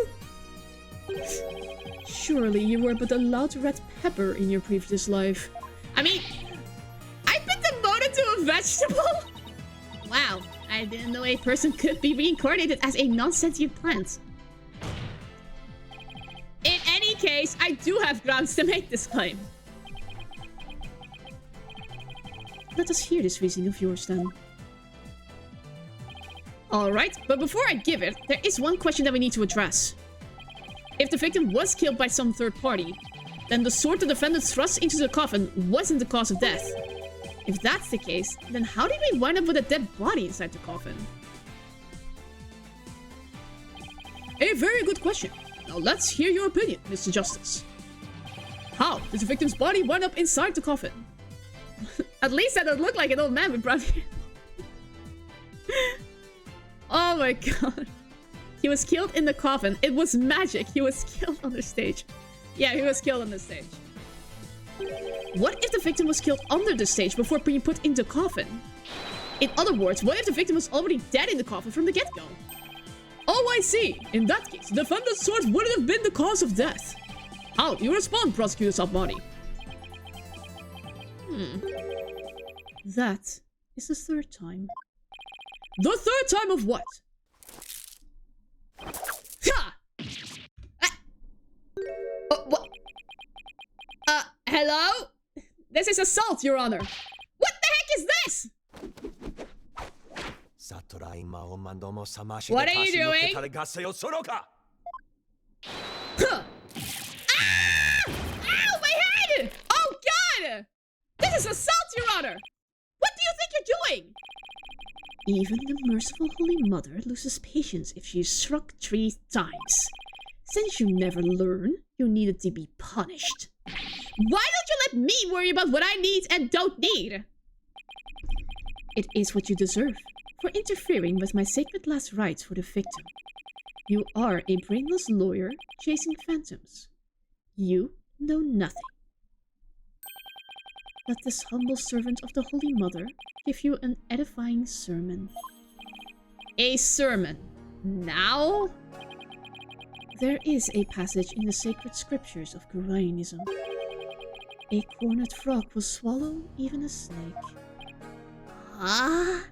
Can't wait for 1837 where the prosecutor simply shoots you with Oh my god, I can already imagine the prosecutor being some sort of cowboy stereotype. Wait, we already had Clint. Like, we already had that one dude in the Rise of the Ashes. I don't know the name anymore. But that one was also a prosecutor. So maybe that's out of the question. Who else has a gun? Huh? A cornered lawyer has unexpectedly struck back hard against the prosecution. Did I get it right? How did you interpret that? No, for I am not done with my sermon. And yet, the frog still dies. Its belly bitten and torn from within. Just great. And in this case, you are that frog defense. What exactly is your point anyway? Let us assume, for a moment, that the victim was killed under the stage. Who then had the opportunity to do so during the show? Let's see. The people in the show were Bonnie the Fawn, the victim Mr. Reyes, and Trucy Wright. Bonnie the Fawn was on stage throughout the entire show, as easily confirmed by the footage from the show. Which leaves us with only one suspect, Trucy Wright. Ugh! Now do you see? That clap is powerful. The accused killed Mr. Reyes as he waited on standby in the understand passage, and then placed his dead body in the coffin above, thus making the murder look like an accident. No!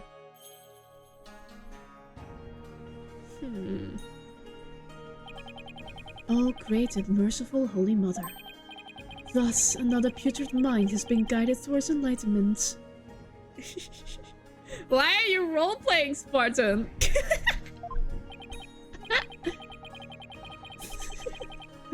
Ugh, I can't believe I swallowed this trick question whole. I mean, that's his specialty, I think. Trick questions. Objection!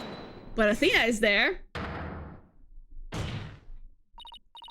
Sorry, but I have to raise an objection here. Athena? What are you? There's something I want to point out, Apollo. And who might you be? You strike me as a mere child in countenance. I may be young, but I have an attorney's pass just the same. And you would contribute to this discussion in that capacity? I most certainly would!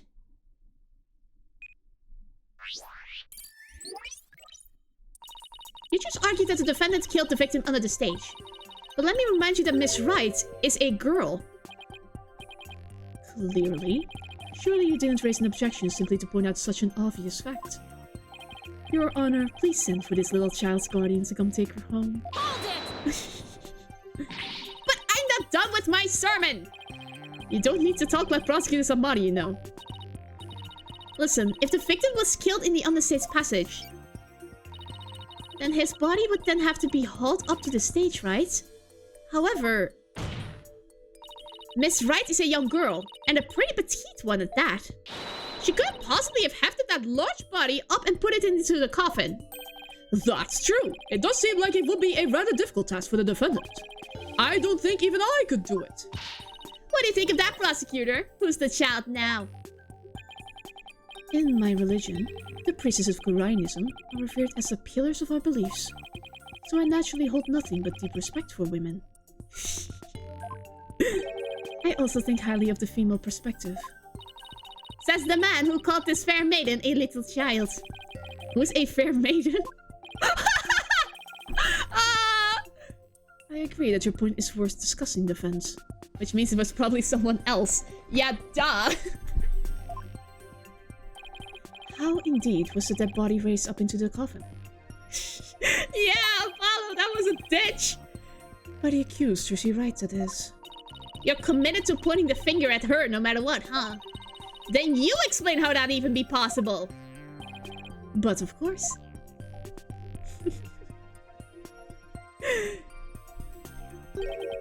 There was a way for even a small creature like her to raise the victim's body up. The stage lift. Huh? Wait. You really can't explain it? I foresaw that our arguments would come to this, so I have prepared a witness. Well, well, I admire your readiness, Prosecutor.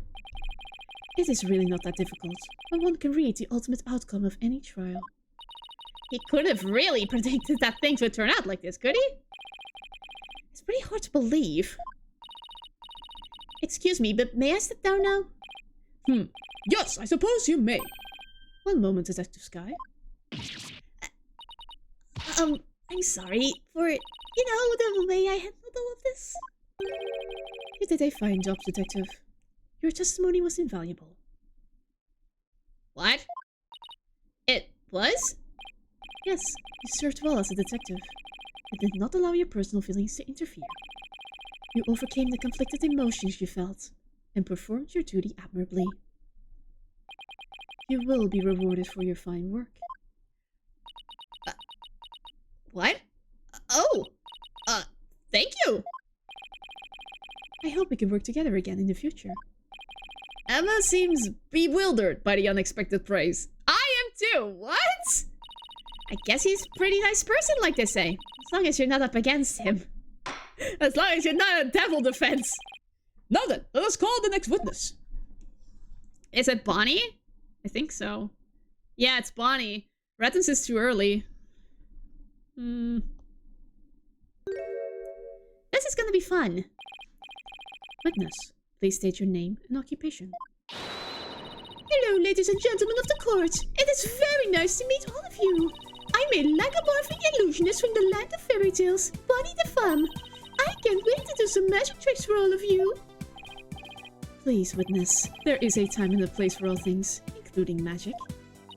Oh, but it would be okay to do just a little magic, right? Come on, please. Look, everybody's waiting. Now's my chance to shine. Ugh, nope. This is a trial, not a magic show. That is your second time. My second time doing what?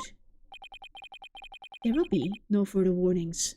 You should know that from our preparatory meeting, correct? Is no one exempt from His Holiness's rosary of suffering? His Holiness!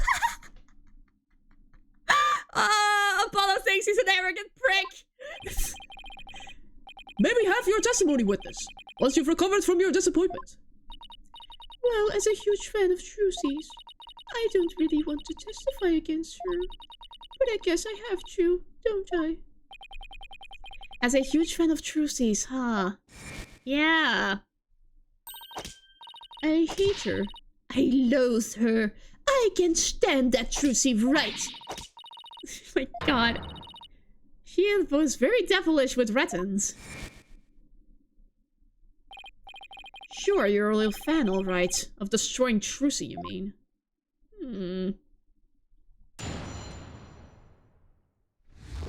The understage passage. I really can't believe that Trucy killed Mr. Rios. I guess it's possible for a small girl to lift a dead body up if she used the stage lift. Is it possible? Could Trucy really have... If Trucy did use the stage lift, I think she must have used stage lift number 2. I was on stage for the entire show, by the way. Yeah, sure. Repeat that again. You were on stage the whole time. And you're sure about that? There is no question. The entire audience could testify to that fact. What's more, she is shown clearly in the TV footage as well. I couldn't possibly have killed Mr. Rios. Not little old me. Therefore, the only person who could have killed the victim on the stage is the accused. Furthermore, by using a stage lift, even a petite young lady could have raised the body up to the stage without difficulty. You've gotta be kidding me. Very well, the defense may now cross-examine the witness. Let's do the cross-examination. Let's see. How do we cross-examine?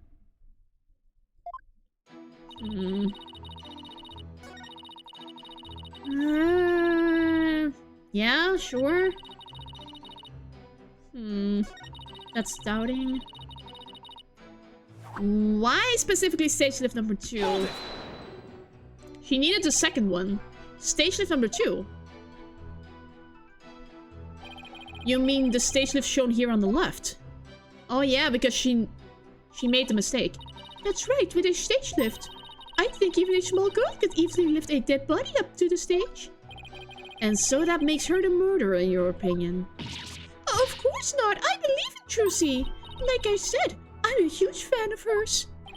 Oh brother, how long is she gonna keep this act up? Defense, what position was stage lift number 2 in after the show? Let's see. If I recall, it was in the fully raised position. Ah! And the reason why it was fully raised is because the accused used it to lift the victim's body. Wouldn't you agree? No, it's because she needed it for the freaking... Ugh. Feel free to slowly mull it over while you roast over the flames of hell, you evil red pepper. So now I'm also evil.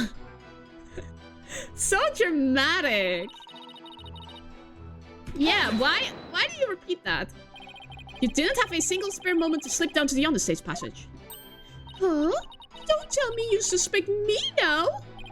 I'm just trying to do my job and by fully examining your alibi. But depending on how solid it is, I might have to suspect you, yes. You gotta be kidding me. Don't spit on my head and tell me it's raining, lawyer boy! I'm right there in the footage! Or are you too much of an idiot to see? Huh?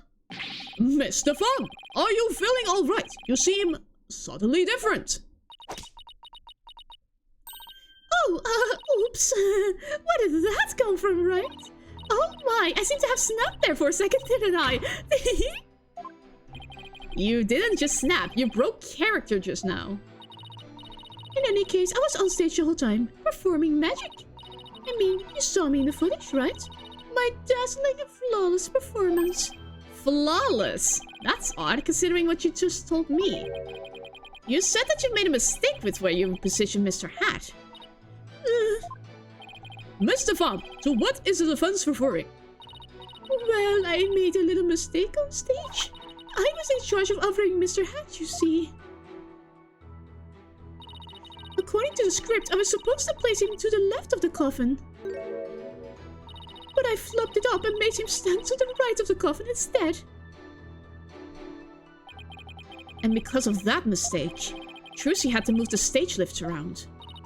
I feel really bad about messing TuMiiA up like that with my goof. Tee-hee! Tee-hee. Yeah, sure. Darn it, I don't see any inconsistencies in her testimony. I think she made the mistake on purpose. I think she was trying to ruin the show. Now do you see who the real killer is? Come on, Gramps, don't just sit there. Hand down your ruling pronto. Do it quick before you kill over up there. Wow. I beg your pardon? She just called you old. Oops. Oh, what's gotten into me? I'm so sorry. I give her another 5 minutes before she tears off that mask. Well, defense. Are you ready to let it all go now? Nope. Of course not. I'll never give up. I see. I suppose this too is fate. He has another scroll. The sacred scriptures of Koreanism describe a variety of hells for the damned. You're just condemning me to hell! For someone like you, who struggles ceaselessly against his fate, Papul Boljig seems most appropriate. What? Oh wait, that's Koreanese. What sort of terrible place is Papul Boljig? A place where the more A place where the more the one struggles, the further one falls into the abyss. At the bottom of the abyss, a ferocious beast awaits. Ah. Think of it as something akin to an antlion sandpit trap. Oh, there's one of those in my backyard. Wow, Ryan's hell is closer to home than I thought. Now then, it would appear that the witness's testimony supports the prosecution's claims that the defendant is the only one who could have killed the victim on the stage. How are we supposed to get out of this jam? Hey Apollo, if you can't find any contradictions, maybe it's time for you to use analytical psychology. Yay! One of my favorites! You mean I heard some discord in Bonnie's voice while she was testifying. a lot of noise? See? Witches is picking up on the noise in her heart too. That's right. Athena can hear things others can't with her super sensitive hearing. She can hear the emotions people suppress as a kind of noise or discord in their voices. Alright, Athena, let's give it a try. You got it! Hold it! Your Honor! I'm afraid that our witness, Miss Defam, is suffering under terrible traumatic stress due to this horrible incident. She is. Yes, what with that terrible death on the stage. And her beloved Trucy getting arrested. She's under awful strain and shock. In fact, I don't know how much more she can take before she's unfit to testify. What? Oh, I've heard of that. What is it called? Postal stress disorder, right? It's where a person becomes uncontrollably angry, I think. I read about it somewhere. That's going postal, Your Honor. This is PTSD. Oh my. So that's why the witness acts so hostile at times. As if she were a different person. Yes, and I think her condition is clouding her memory of the incident. Therefore, I suggest a short therapy session for the witness. Huh? Therapy? You don't know the first thing about a magician's mental strength. I've risked my life jumping through rings of fire and having my body sawn in half. See? Boy, I have to watch my temper, don't I? See? Even the judge is like, yeah, no, she's crazy. Miss Sykes, please do whatever you can to help this unfortunate young lady. What exactly is this child planning to do, Mr. Justice? With her super sensitive hearing, Miss Sykes can hear a witness's true emotions. Simply from tone and inflection, she can tell exactly what a person is feeling. I can even pick out feelings that a witness is trying to suppress or hide. Which projects the emotions I hear into the mood matrix, where I can analyze them. It sounds like some sort of spurious devilry. Though I find it hard to believe, I must ask, how do emotions constitute evidence? While I won't say that emotions can be taken as evidence per se, I have seen how instrumental Miss Sykes' work has been in cracking a case. Therefore, I wholly support giving it a try. Good job! Yay! I see. If you are in favor of Your Honor, then I have no objections. Even this mere monk can see that something disturbs the witness. I'll disturb you! Oh, thank you for understanding, Prosecutor Samari. Apollo, you remember how to conduct a therapy session, right? You want me to lead the session? Of course! You're the lead on this case, after all. Fair enough, but do I need a refresher? No, I know what to do. I think I still remember from the last time, so let's get right into it. Okie dokie! You ready, Widget? Let's do this! Okay, yay! Time for the favorite minigame. Let's see.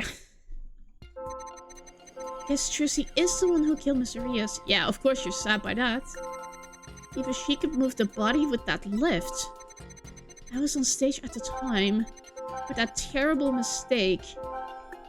Why are you so shocked by that? The stupid flub caused Trucy so much trouble. I feel so bad about it. Aha, sure. Pinpoint. Got it! Why are you happy if you're sad? I have to say, Mr. Pham, you certainly are a strange one. Even though you said, I feel so bad about it, it seems you were feeling happy about it.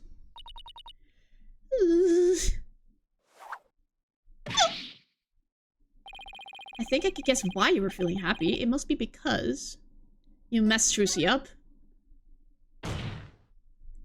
I think you were happy because you messed the defendant up. I'm right, aren't I? You gotta be kidding me! Why would I be happy I messed TuMiiA up? I'm a big fan of hers! Because we saw you. Ah. Yes.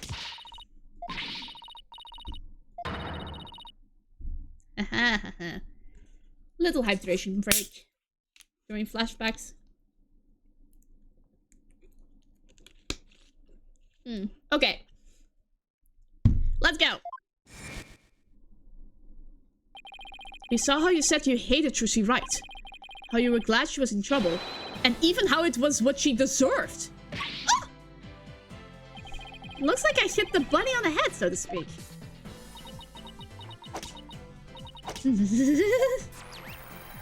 Oh, wow. 50. Apollo, the noise level dropped. Now if we could get it down to 0. Well, Mr. Fun, are you ready to confess how you really feel? What? What do you mean? I'm Bunny, the sweet, cute little bunny. I'm a rookie magician working hard to be just like my idol TuMiiA. That's the character I'm supposed to be! Gotcha. Keep that up, Mr. Fum, and you're going to have a mental breakdown. Just let yourself be who you really are. Who I really am? The two sides of you are fighting each other and doing you psychic harm. I can hear them. Two distinct voices battling inside you. Shut your pie hole, you know nothing. You know nothing, know it all. Oh, I mean, you mustn't say things like that or I might get flustered. Mr. Fum, how long do you insist on maintaining this wolf in sheep clothing act? We can't let this therapy session...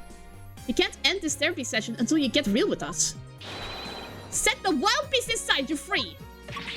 Oh!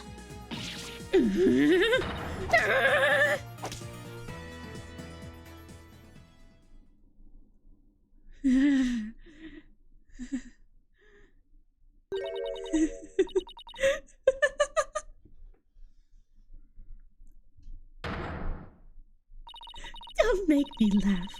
You don't know a dang about me. You want to see who I really am? Fine.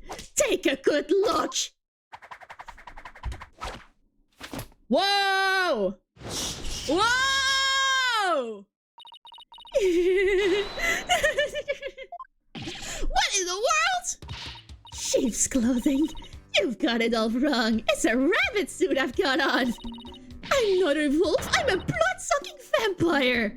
A bat with fangs and wings.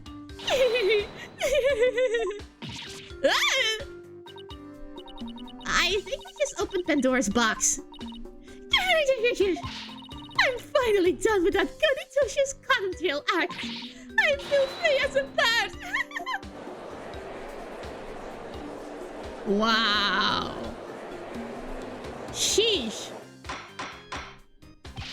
Defense! Your therapy session has taken a turn for the worse from the looks of it. There's a perfectly good explanation for this. Isn't there, Miss Sykes? Methinks I created a monster. We blew it. Hey, you! Lobster boy! Who, me? You think I'm glad Trussy's in trouble? That I think she's getting her just desserts.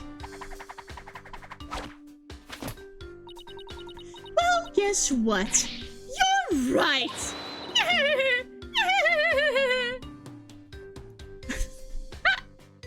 Oh my gosh, this is crazy. And now for something completely different. An interesting question. Could Phoenix Wright prove Mario's innocence in Super Mario Sunshine? I don't know if there's enough evidence for that. I don't know. Maybe? If they are in the same universe, I think maybe? Does this mean you admit to wishing the defendant harm? Well, the bet is out of the bag now. That mistake of mine was a work of art. Thanks to my goofball little TuMiiA had to do all of that hard physical labor. When you say hard physical labor, what are you referring to? Switching the lifts. Because of the hat's new position, TuMiiA had to move both of those huge stage lifts. It must have been so heavy. What a riot! That's strange. Athena, could you please add that last statement to Bonnie's testimony? Alright, I update the mood matrix with the new info. Hey, Apollo, now there's a new inconsistency in the testimony. Yeah, she finally slipped up. So what do I need to do now? Well, from this point onward, you just do what you do best. Find a contradiction in the testimony, and find evidence, and present evidence to refute it. Alright, I've got you now, Bonnie the Farm. Okay. The last statement contradicts.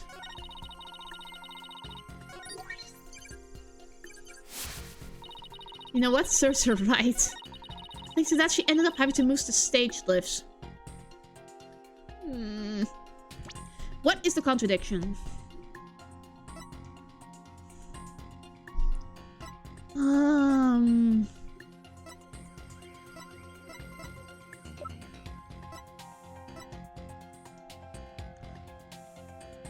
Wait a second! She told no one this. What do you know? Objection! That doesn't make sense. What? So you think I'm crazy now? No, that's not the point I was trying to make. But I don't hear you denying it! Mr. Pham, allow me to repeat your statement. Thanks to that, she ended up having to move the stage lifts. That's right, and I still say that's still what she deserves. But how did you know? How did you know Miss Wright moved the stage lifts? Huh? According to her own statement, she didn't tell anyone that she had done so. What? So how could you possibly have known what she had done unless you saw her? You saw Miss Wright moving the lifts in the understage passage, didn't you?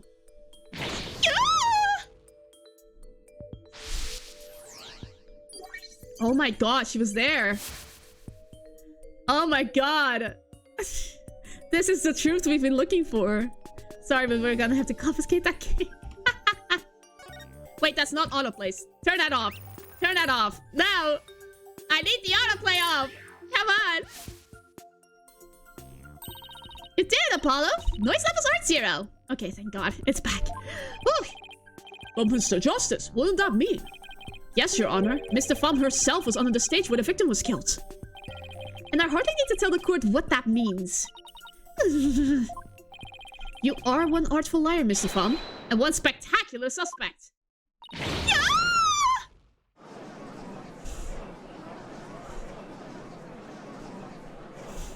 I love just the 3D-ness of the courtroom.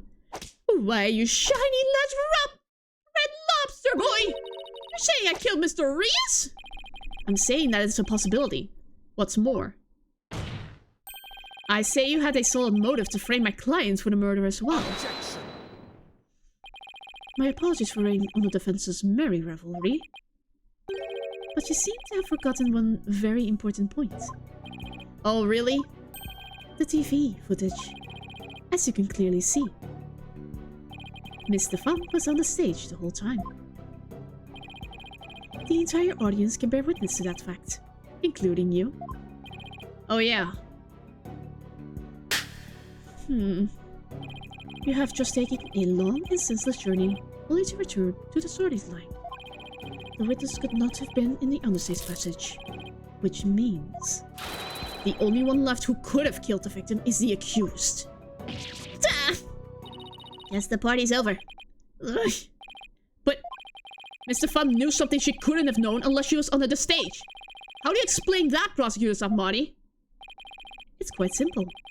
The accused must have told Mr. Pham about it, but then forgot. Ha! Open those useless eyes of yours and take a good look at the footage! If Mr. Pham really was in the understage passage, it would mean she was on stage and understage at the same time. Teleportation trick. It means she was in two places at once? That does seem to be the only explanation that makes any sense. It may be an explanation, but I'm not so sure about the make sense part. You'll just have to make it make sense. Your Honor, the witness was both on stage and understage at the same time. That is the defense's assertion. I've heard some illogical things come out of you before, but this is absurd. I'm sure you'll change your tune once you hear my reasoning, Your Honor. My gut tells me you're bluffing, but I'll bite. Very well, Mr. Justice. How do you explain how the witness was in two places at once? There were two bodies. That's how the teleportation trick works. There were two bodies, Your Honor. If that were the case, it would all make sense, wouldn't it? There were. Two of them? I suspected you had a few screws loose, but now I see some are missing altogether. Is there a toolkit in this courtroom, Your Honor? I suppose two. No. 3 screws to the head should frighten his putrid brain. Very well. Bailiff, could you... No, wait. Please listen to my arguments. Very well. I suppose it wouldn't hurt to at least give it a listen. As was argued earlier, Mr. Pham is shown in the footage the whole time. But at the same time, she was also watching Miss Wright in the understage passage. The only possible explanation is that there are two bodies. That almost sounds like it makes sense. What do you think, Prosecutor Samari? It's preposterous. This humble servant of the Holy Mother is of the opinion that we should lose no time in replacing the defense's many lost screws. But Apollo, it goes against reality itself to say that one person is actually two. But we don't have to be bound by reality. After all, we're talking about magic here. So if the Bonnie the Pham in the footage is the real Bonnie, then the Bonnie here on the witness stand, the one who must have been on the stage, this Bonnie the Pham is our second Bonnie. Ah! She is? Say they call the one in front of us Bonnie number 2. I believe I have just a piece of evidence to prove that Miss Bonnie number 2 exists. Oh, then please submit your evidence, Mr. Justice. What proves the existence of a Bonnie number 2?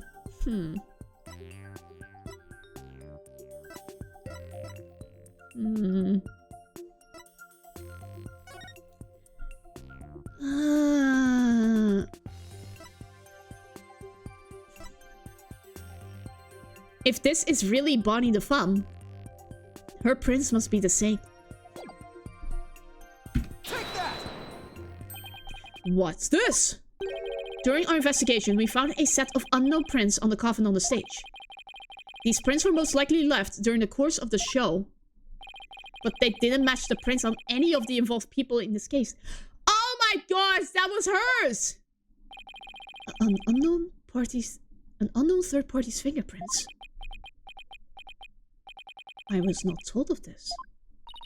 Emma must have kept it from him. So the question is, who could these prints possibly belong to? She. Mr. Pham. Or should I say Bonnie number 2?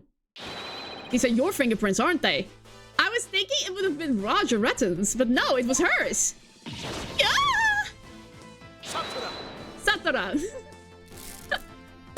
Oh, he's pissed now. Enough of this foolishness. One person could not possibly be two. Those fingerprints could have been left, not only during the show, but at any time. Objection! It's not like you're to lose your cool like that, Prosecutor Samari. Oh. And I'm sure you know that. Exactly when the fingerprints were made is not the main issue. What do you mean by that, Mr. Justice? The issue is who do these unknown prints belong to? They're certainly not Bonnie the Pham's. But what if they belong to the person standing right in front of us? Oh, you mean Bonnie number 2 is a second Bonnie? Is that what you're implying? It's a second fingerprint. It's preposterous to suggest that those prints belong to the witness. I say they must belong to some other known individual. Prosecutor Samari, can you really look at her and still say that? What are you looking at? Take a picture, it'll last longer! How could this be? If we check her prints, I'm sure they'll match the unknown set. I was of the argument that we should compare her prints to the ones on the coffin that Bonnie had set. I mean, it's the same principle, but this one is easier, I think. Well, Bonnie, the princess don't belong to the real you. Belong to you, don't they, Bonnie number 2? Yeah! Witness is what the defense has said true. Fine, I admit it. The fingerprints are mine. Then does that mean you aren't Bonnie the Femme? What? Ridiculous.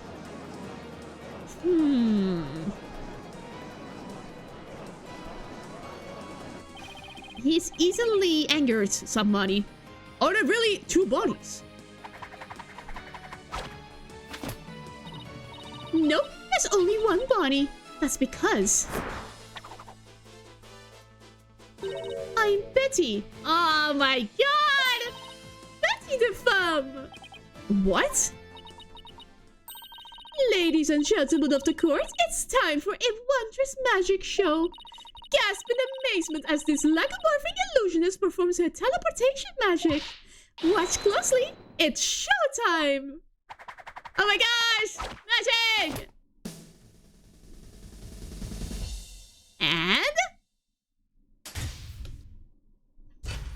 She's gone! Oh my gosh! That's the real body! And that's Betty! Here we go! Oh my gosh! That is so cute! They're twins! That's how the magic works! What an amazing trick! The witness has suddenly split into 2 people. It's not a trick! No gimmick to it either! We're simply twins. What? Twins? So that's how the teleportation trick works. Ever since our debut, I've had to hide or pretend I'm Bonnie. Oh, cute and sweet and goody-goody! I can't tell you how stressful it's been! I don't have to hide anymore. That's right, our days of sneaking around are finally over. Their cover is blown, but they actually seem pretty happy about it. So which one of you is the nice Bonnie the Femme we met in the dressing room? That would be me. And the sharp-tongued Bonnie we saw with the ratings Raja on the stage was... Hey, who are you calling sharp-tongued? It's all starting to make sense now. Okay, good. Betty the Femme's fingerprints were found on top, but why were they on top? That's the question.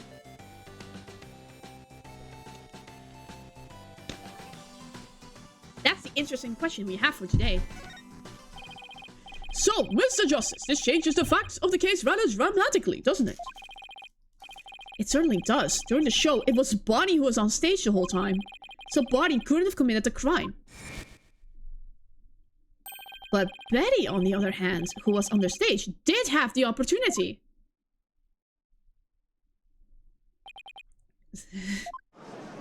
Aha! Oh, he doesn't like this. Well, so now we have 2 suspects. Wait just a minute there, Lobster Boy! I didn't do it! That's right. Betty might have a foul mouth, but she'd never kill anybody. Hey! Who's got a foul mouth here? Oh, Well, speak up, huh? Hold it! Please save your sibling squabbling for later. Poor Bonnie. Look at her. Betty, you must have been in the understage passage during the show. Otherwise, you wouldn't have known about the stage lift being moved. So what exactly were you doing down there? fine. I'll testify. Anything to get you off my back. Prosecutor Submoddy, Betty the Femme is ready to testify. What do you say? Betty, you lied to this humble servant of the Holy Mother. Hey, what else could I do? I couldn't blow our cover and ruin our magic act. Besides, am I going to go to your twilight hell or whatever for being a liar? You will indeed. However, it won't be after your death. Rather, it is right now. I shall give you a taste of your punishment on this mortal coil. In interrogation hell.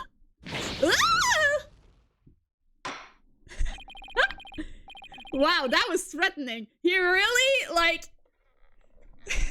he has such boiling anger inside of him.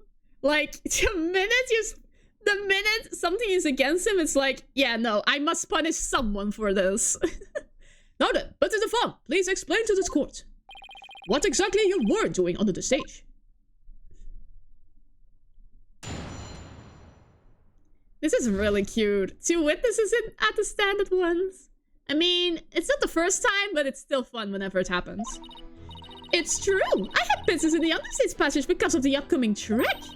It was the fire trick, right? The one Mr. Rias was supposed to do. That's right. It's a very dangerous trick, so I had to make sure we were prepared for it. It was in the script, and I really wanted to see it, but I couldn't because of the accident. Shut up! You're gonna give it away! Anyway, I was real busy. Yeah, way too busy to have the chance to kill Mr. Rias. Didn't you know? Well, that was certainly different. Yay! How's that for a flawless testimony and alibi? Oh my gosh! That is so cute! Our magic is real! It's not a trick or a gimmick! Oh my, she's floating! You can see Bonnie. Your Honor? Bonnie's clearly holding her up. You can see she's being held up from below. You were supposed to pretend you didn't see that. It's a little something called etiquette. But I can't help it. Whenever I see a contradiction or inconsistency, I just have to point it out. You must be fun at parties, Apollo. Now then, the defense may begin. It's cross-examination. Maybe he's bitter that Clavia never invites him to parties. What happened on the stage?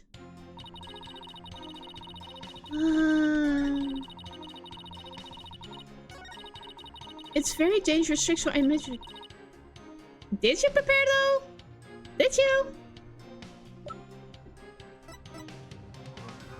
Where's... The bucket is empty! You didn't prepare for it at all! Objection! Easy! I hate to break this to you, Betty, but there's a big flaw in your testimony. As big as the one in that floating trick you did earlier. Ooh, harsh words! Well, let me tell you something, forehead boy! No one has ever figured out how we do our teleportation trick! No one except me, you mean? Well... we have even better tricks up our sleeves! Huh? We do? I told you to keep it set! Now, don't fight, you two. Mr. Justice, what's this about a flaw in the testimony? The script has this to say about the fire trick. This will be dangerous. Make sure the fire bucket is ready. However, we found the fire bucket lying empty backstage except for a layer of dust.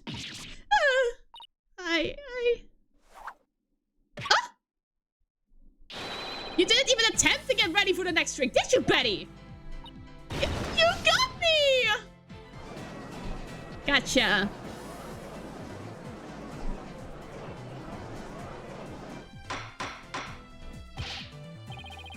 Betty the Fun, you will explain yourself.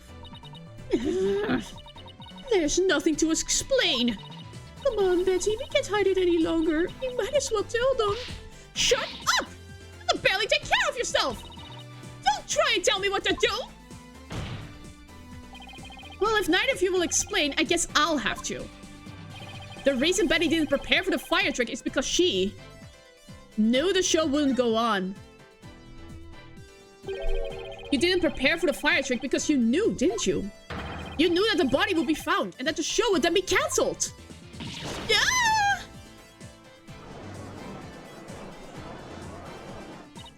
Don't be ridiculous, you insignificant speck of a man! I'm gonna yank those land banks of yours off! Is that what you want, huh? Objection! Whatever, they can grow back! Now stop stalling and let us just tell us the truth already! I can't reveal my secrets! I'm a magician! Objection! You have been chasing the shadow of an illusory culprit defense. And having chanced upon a convenient target, you have let yourself get carried away. Exactly! Where's your proof, huh? And yet, I concede that the witness's taste for false words has also been proven. I advise you to confine your deceitful trickery to your magic act, witness. Deceitful trickery? I kinda like how he tends to agree with us. Objection! As your court-appointed therapist, I'd like to add something here, Betty. You finally let yourself be who you really are. But if you continue to hide behind lies, you'll just be imprisoning your heart all over again. But all those questions mean you're trying to put me in prison for real. So I'll be behind bars either way. Does that mean you're admitting your guilt? Of course not. I can't believe you people. Every one of you think I did something I didn't do, you. Lobster boy, cool ball geezer, headcase brat, Cerberus monk.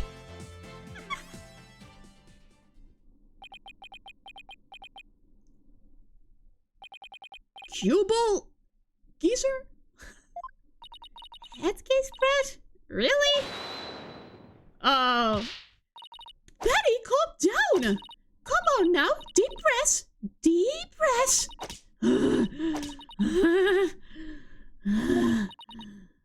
Look.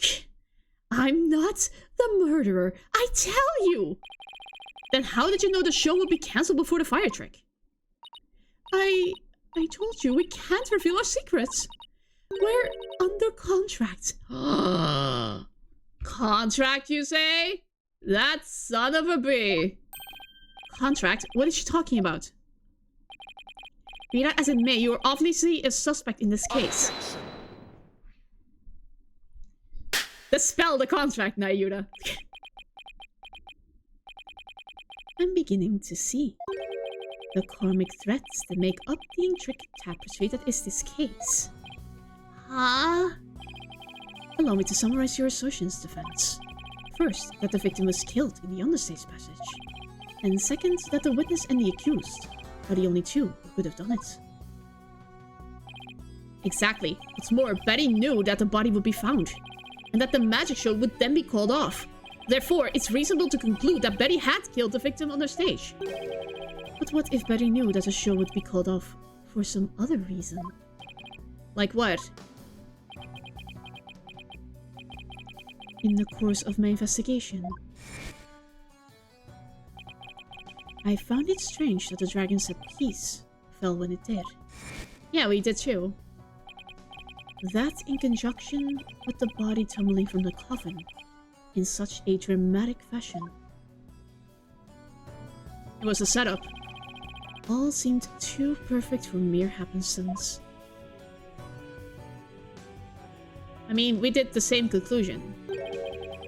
It was as though the entire chain of events had been planned out in advance. Yeah!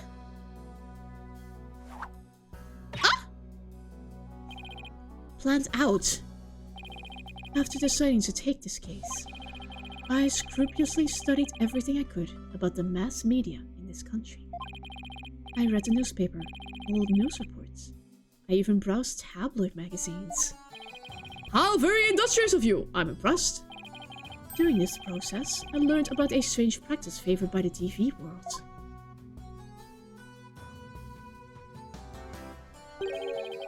A practice called the hidden camera prank. Ah! Betty and Bonnie, you knew about this, did you not? About the dead body appearing, the set piece falling, the show being suspended. You two were informed of this plan by Take-Two TV in advance, correct? Ah! Is that true? Betty, please, let's tell them now. I can't hold it in anymore. Dang it, fine, you got us! Everything the prosecutor said is true. The TV station paid us to cooperate with them on this plan. It was all a prank, a big setup planned out in advance. Mr. Rhea showing up dead in the coffin. The set piece falling down.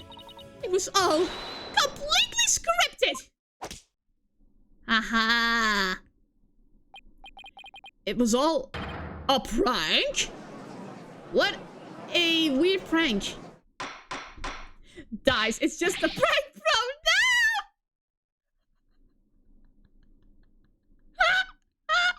No! Ah, yes, it surely is just a prank. Bonnie, is this really true? Yes, Mr. Rios was supposed to pretend to be dead. That's how it was supposed to go. So he was in on it too? That's right. He was supposed to show up dead in the coffin. And then the set piece would fall down. Trucy would be shocked and start to panic. That's how the prank script went. What? The heck kind of prank is that? But we never thought he'd actually wind up dead. Yeah, that was the only thing that was different from the script. Poor Mr. Rios. I'm so completely lost right now. Well, Betty and Bonnie, it certainly sounds like you have some explaining to do. All right. I guess that's what times call for desperate measures. Just this once, we'll share how it was done with you. So listen carefully. You'll never hear this kind of thing anywhere else. Aww.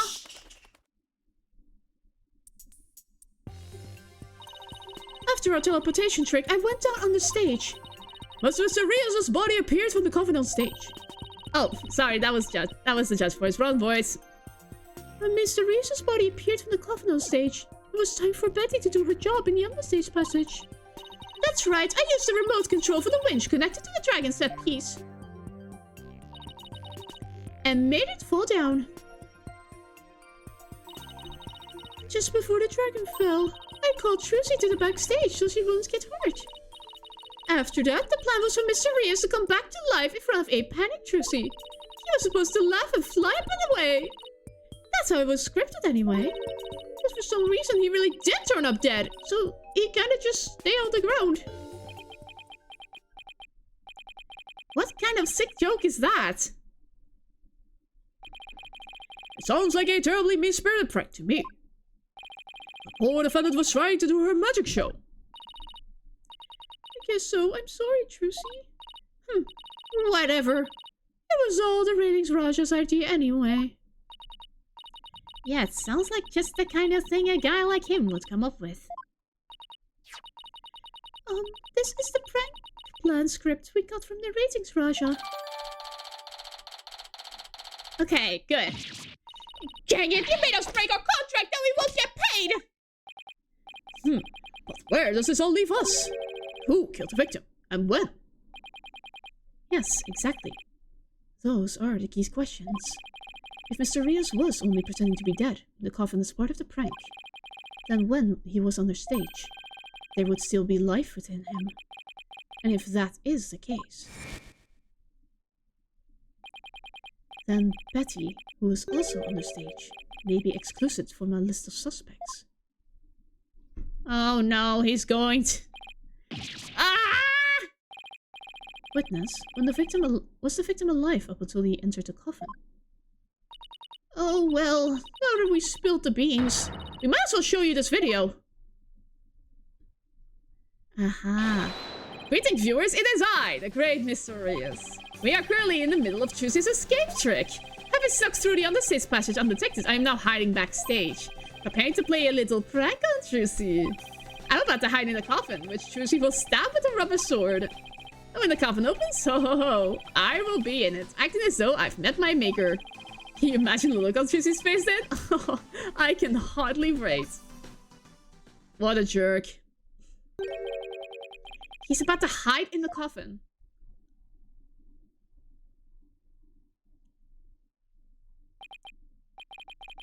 It would seem the threats of karmic destiny have led us to the truth. Yeah, sure.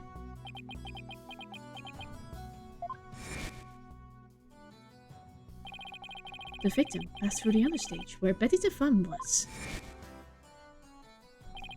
and came up into the backstage area. We know this because Mr. Rios appeared to be backstage when he shot the video we saw. It appears that way, yes. In defense, you proposed the following, did you not? What if the victim was killed on the stage before being put into the coffin? But then, what about this video? This footage was taken just before Mr. Rios entered the coffin. Oh, so does that mean? Clap. Yes, it is horrible, but true. The tragedy did indeed play out right there on the stage. When into the coffin where Mr. Rios was hiding, Trucy Wright thrust her blade. Oh my god. See? Told you so! So are you saying the incident was a tragic accident that happened during a prank? It would be an accident if the accused had no knowledge of the prank beforehand. So let us ask the accused herself. Miss Wright, did you have prior knowledge of the prank? What? Oh no, she did. Tell him, Trucy, you didn't know anything about it, right? Of course I didn't. I don't know a single thing about it! Objection. You knew. Still think you could play innocent, do you? In that case, you leave me little choice but to present this piece of evidence. Oh my god. It looks like some sort of note. Ah! That's... I found this note in the dressing room after the incident. At the time I did not understand what it meant, but all is clear to me now. What's this? This is the exact same... That... Ratton's created this. It has to be. Let's see. It says, get the video camera after Mr. Rios comes stumbling out. It is a note signed by the accused, instructing Bonnie to collect Mr. Rios' video camera from him, it seems. I don't get it. It doesn't make any sense. I found it in the dressing room before the show. When I saw it, I realized that Trucy knew about the prank. It does bear her signature. I'll give you that much. Yeah, but it's just the same... It's just the same trick again. So the defendant had prior knowledge of the prank. It would appear so, yes. When she learned about the plan to trick her, she decided to use it to her own advantage. So she thrust the steel sword into the coffin, where the victim stood chuckling to himself. Is that not what happened, Miss Wright? Of course not! And I didn't write or sign that note! Ah, but the handwriting matches yours. All of the evidence and testimony points to you being the culprit. But I didn't do it! It wasn't me! Don't attack her, please. Then explain the existence of this note. You can do that, can you not? I can't explain it. I didn't write it, so I don't understand. I didn't kill Mr. Rios! You have to believe me! He shall not.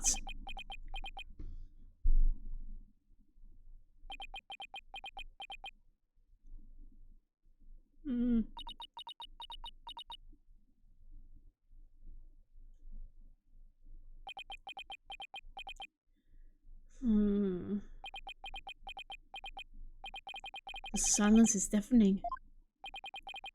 Continue struggling against the threats of your own karma if you wish, the accused. Even as you are inescapably caught in the web of fate you spun for yourself.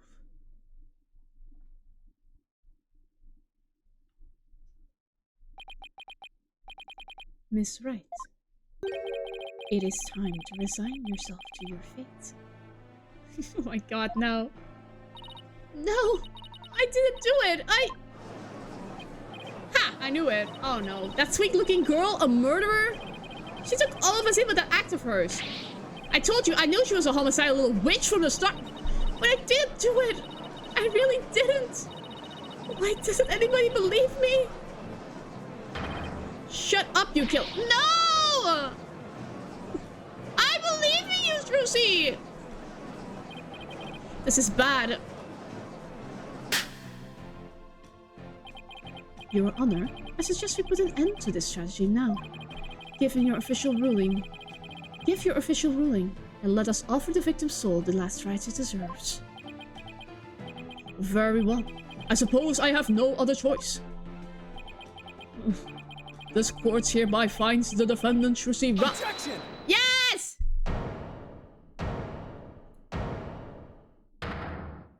Give it to him straight, come on! The defense has an objection! Apollo? Even now, you would... I won't give up.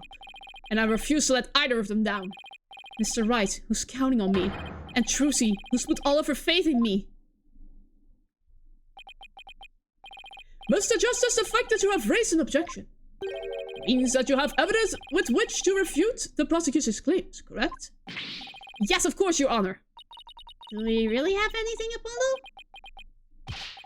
Actually, we do! There's one piece of evidence we can present here. Very well, Mr. Justice. You may proceed. As we saw in the show footage, there's no question that the defendant thrusts a sword into the coffin. The defense doesn't dispute this point.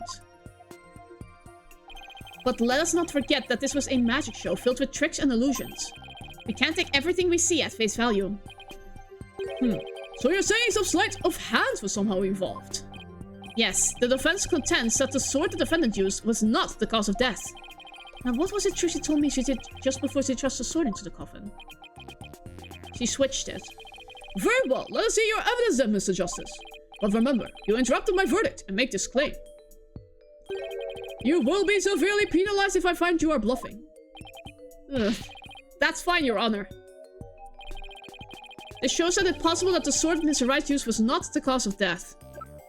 There were two swords. TuMiiA says she swapped it for the trick. Take that! What's this? Yay! I was correct! What's this? A sword from the show. That's right, Your Honor. This rubber sword was in the sword stand on the stage. During the trick, Miss Wright was supposed to swap the real sword for a rubber sword. And she told us on record that she remembers very clearly that she did. I see. So the sword the defendant thrust into the coffin was a rubber sword, was it? But then why was a steel sword found lying on the stage? Somebody must have put the steel sword there by swapping it with the rubber one. Just after the incident occurred, the dragon set piece fell, and the theater was evacuated. The real culprit must have used the resulting chaos to swap the rubber sword for the steel one. Yeah, no, B. That clap is the most dramatic thing in this whole courtroom. Do you not know when to give up, stinkbug? That is not possible. Blood was found in the coffin hole that the sword was thrust into. It must have been left there when the accused withdrew the sword. This is incontrovertible proof that the sword she used was the steel one. Objection! But that blood could be the result of someone tampering with the crime scene after the fact.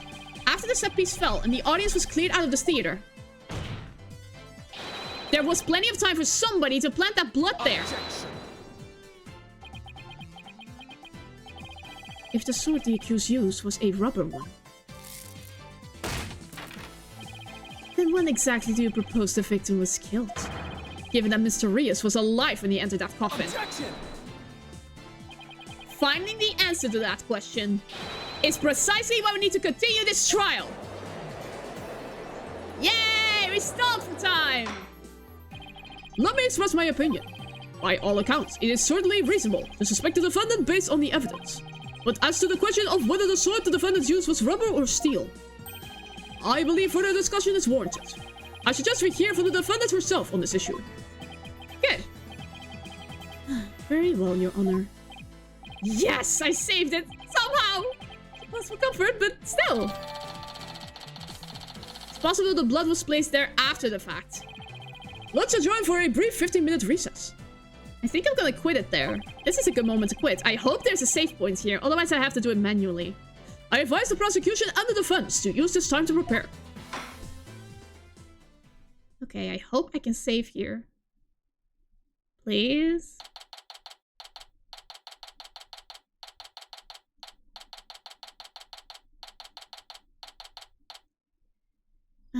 Options. I can save. Okay. I will just save here. Let's just, for safety's sake, save here. Cross-examining Trucy. Yeah, okay. Okay, that's good. That's really good. So, with this, we're gonna end it for today. Woohoo! This is intense! I love it! The good lawyer is loving the trial right now. So, I hope you all enjoyed, guys. It was a lot of fun. My goodness. Yeah, it was a lot of fun. Sheesh. Whew, I'm tired. I want to continue it, but dinner's just around the corner. And yeah, it's a kind of dinner that you have to eat it in multiple rounds. So, unfortunately, I can't get dinner delivered to me as easily. So, we're gonna have to see the end of this trial on Sunday instead. I hope that's acceptable for all of you. Well, it's acceptable for me, so I'm gonna leave it here. Yeah. Thank you very much for watching, everyone. And I will see you all next Sunday for the continuation. I hope you will come by. Peace.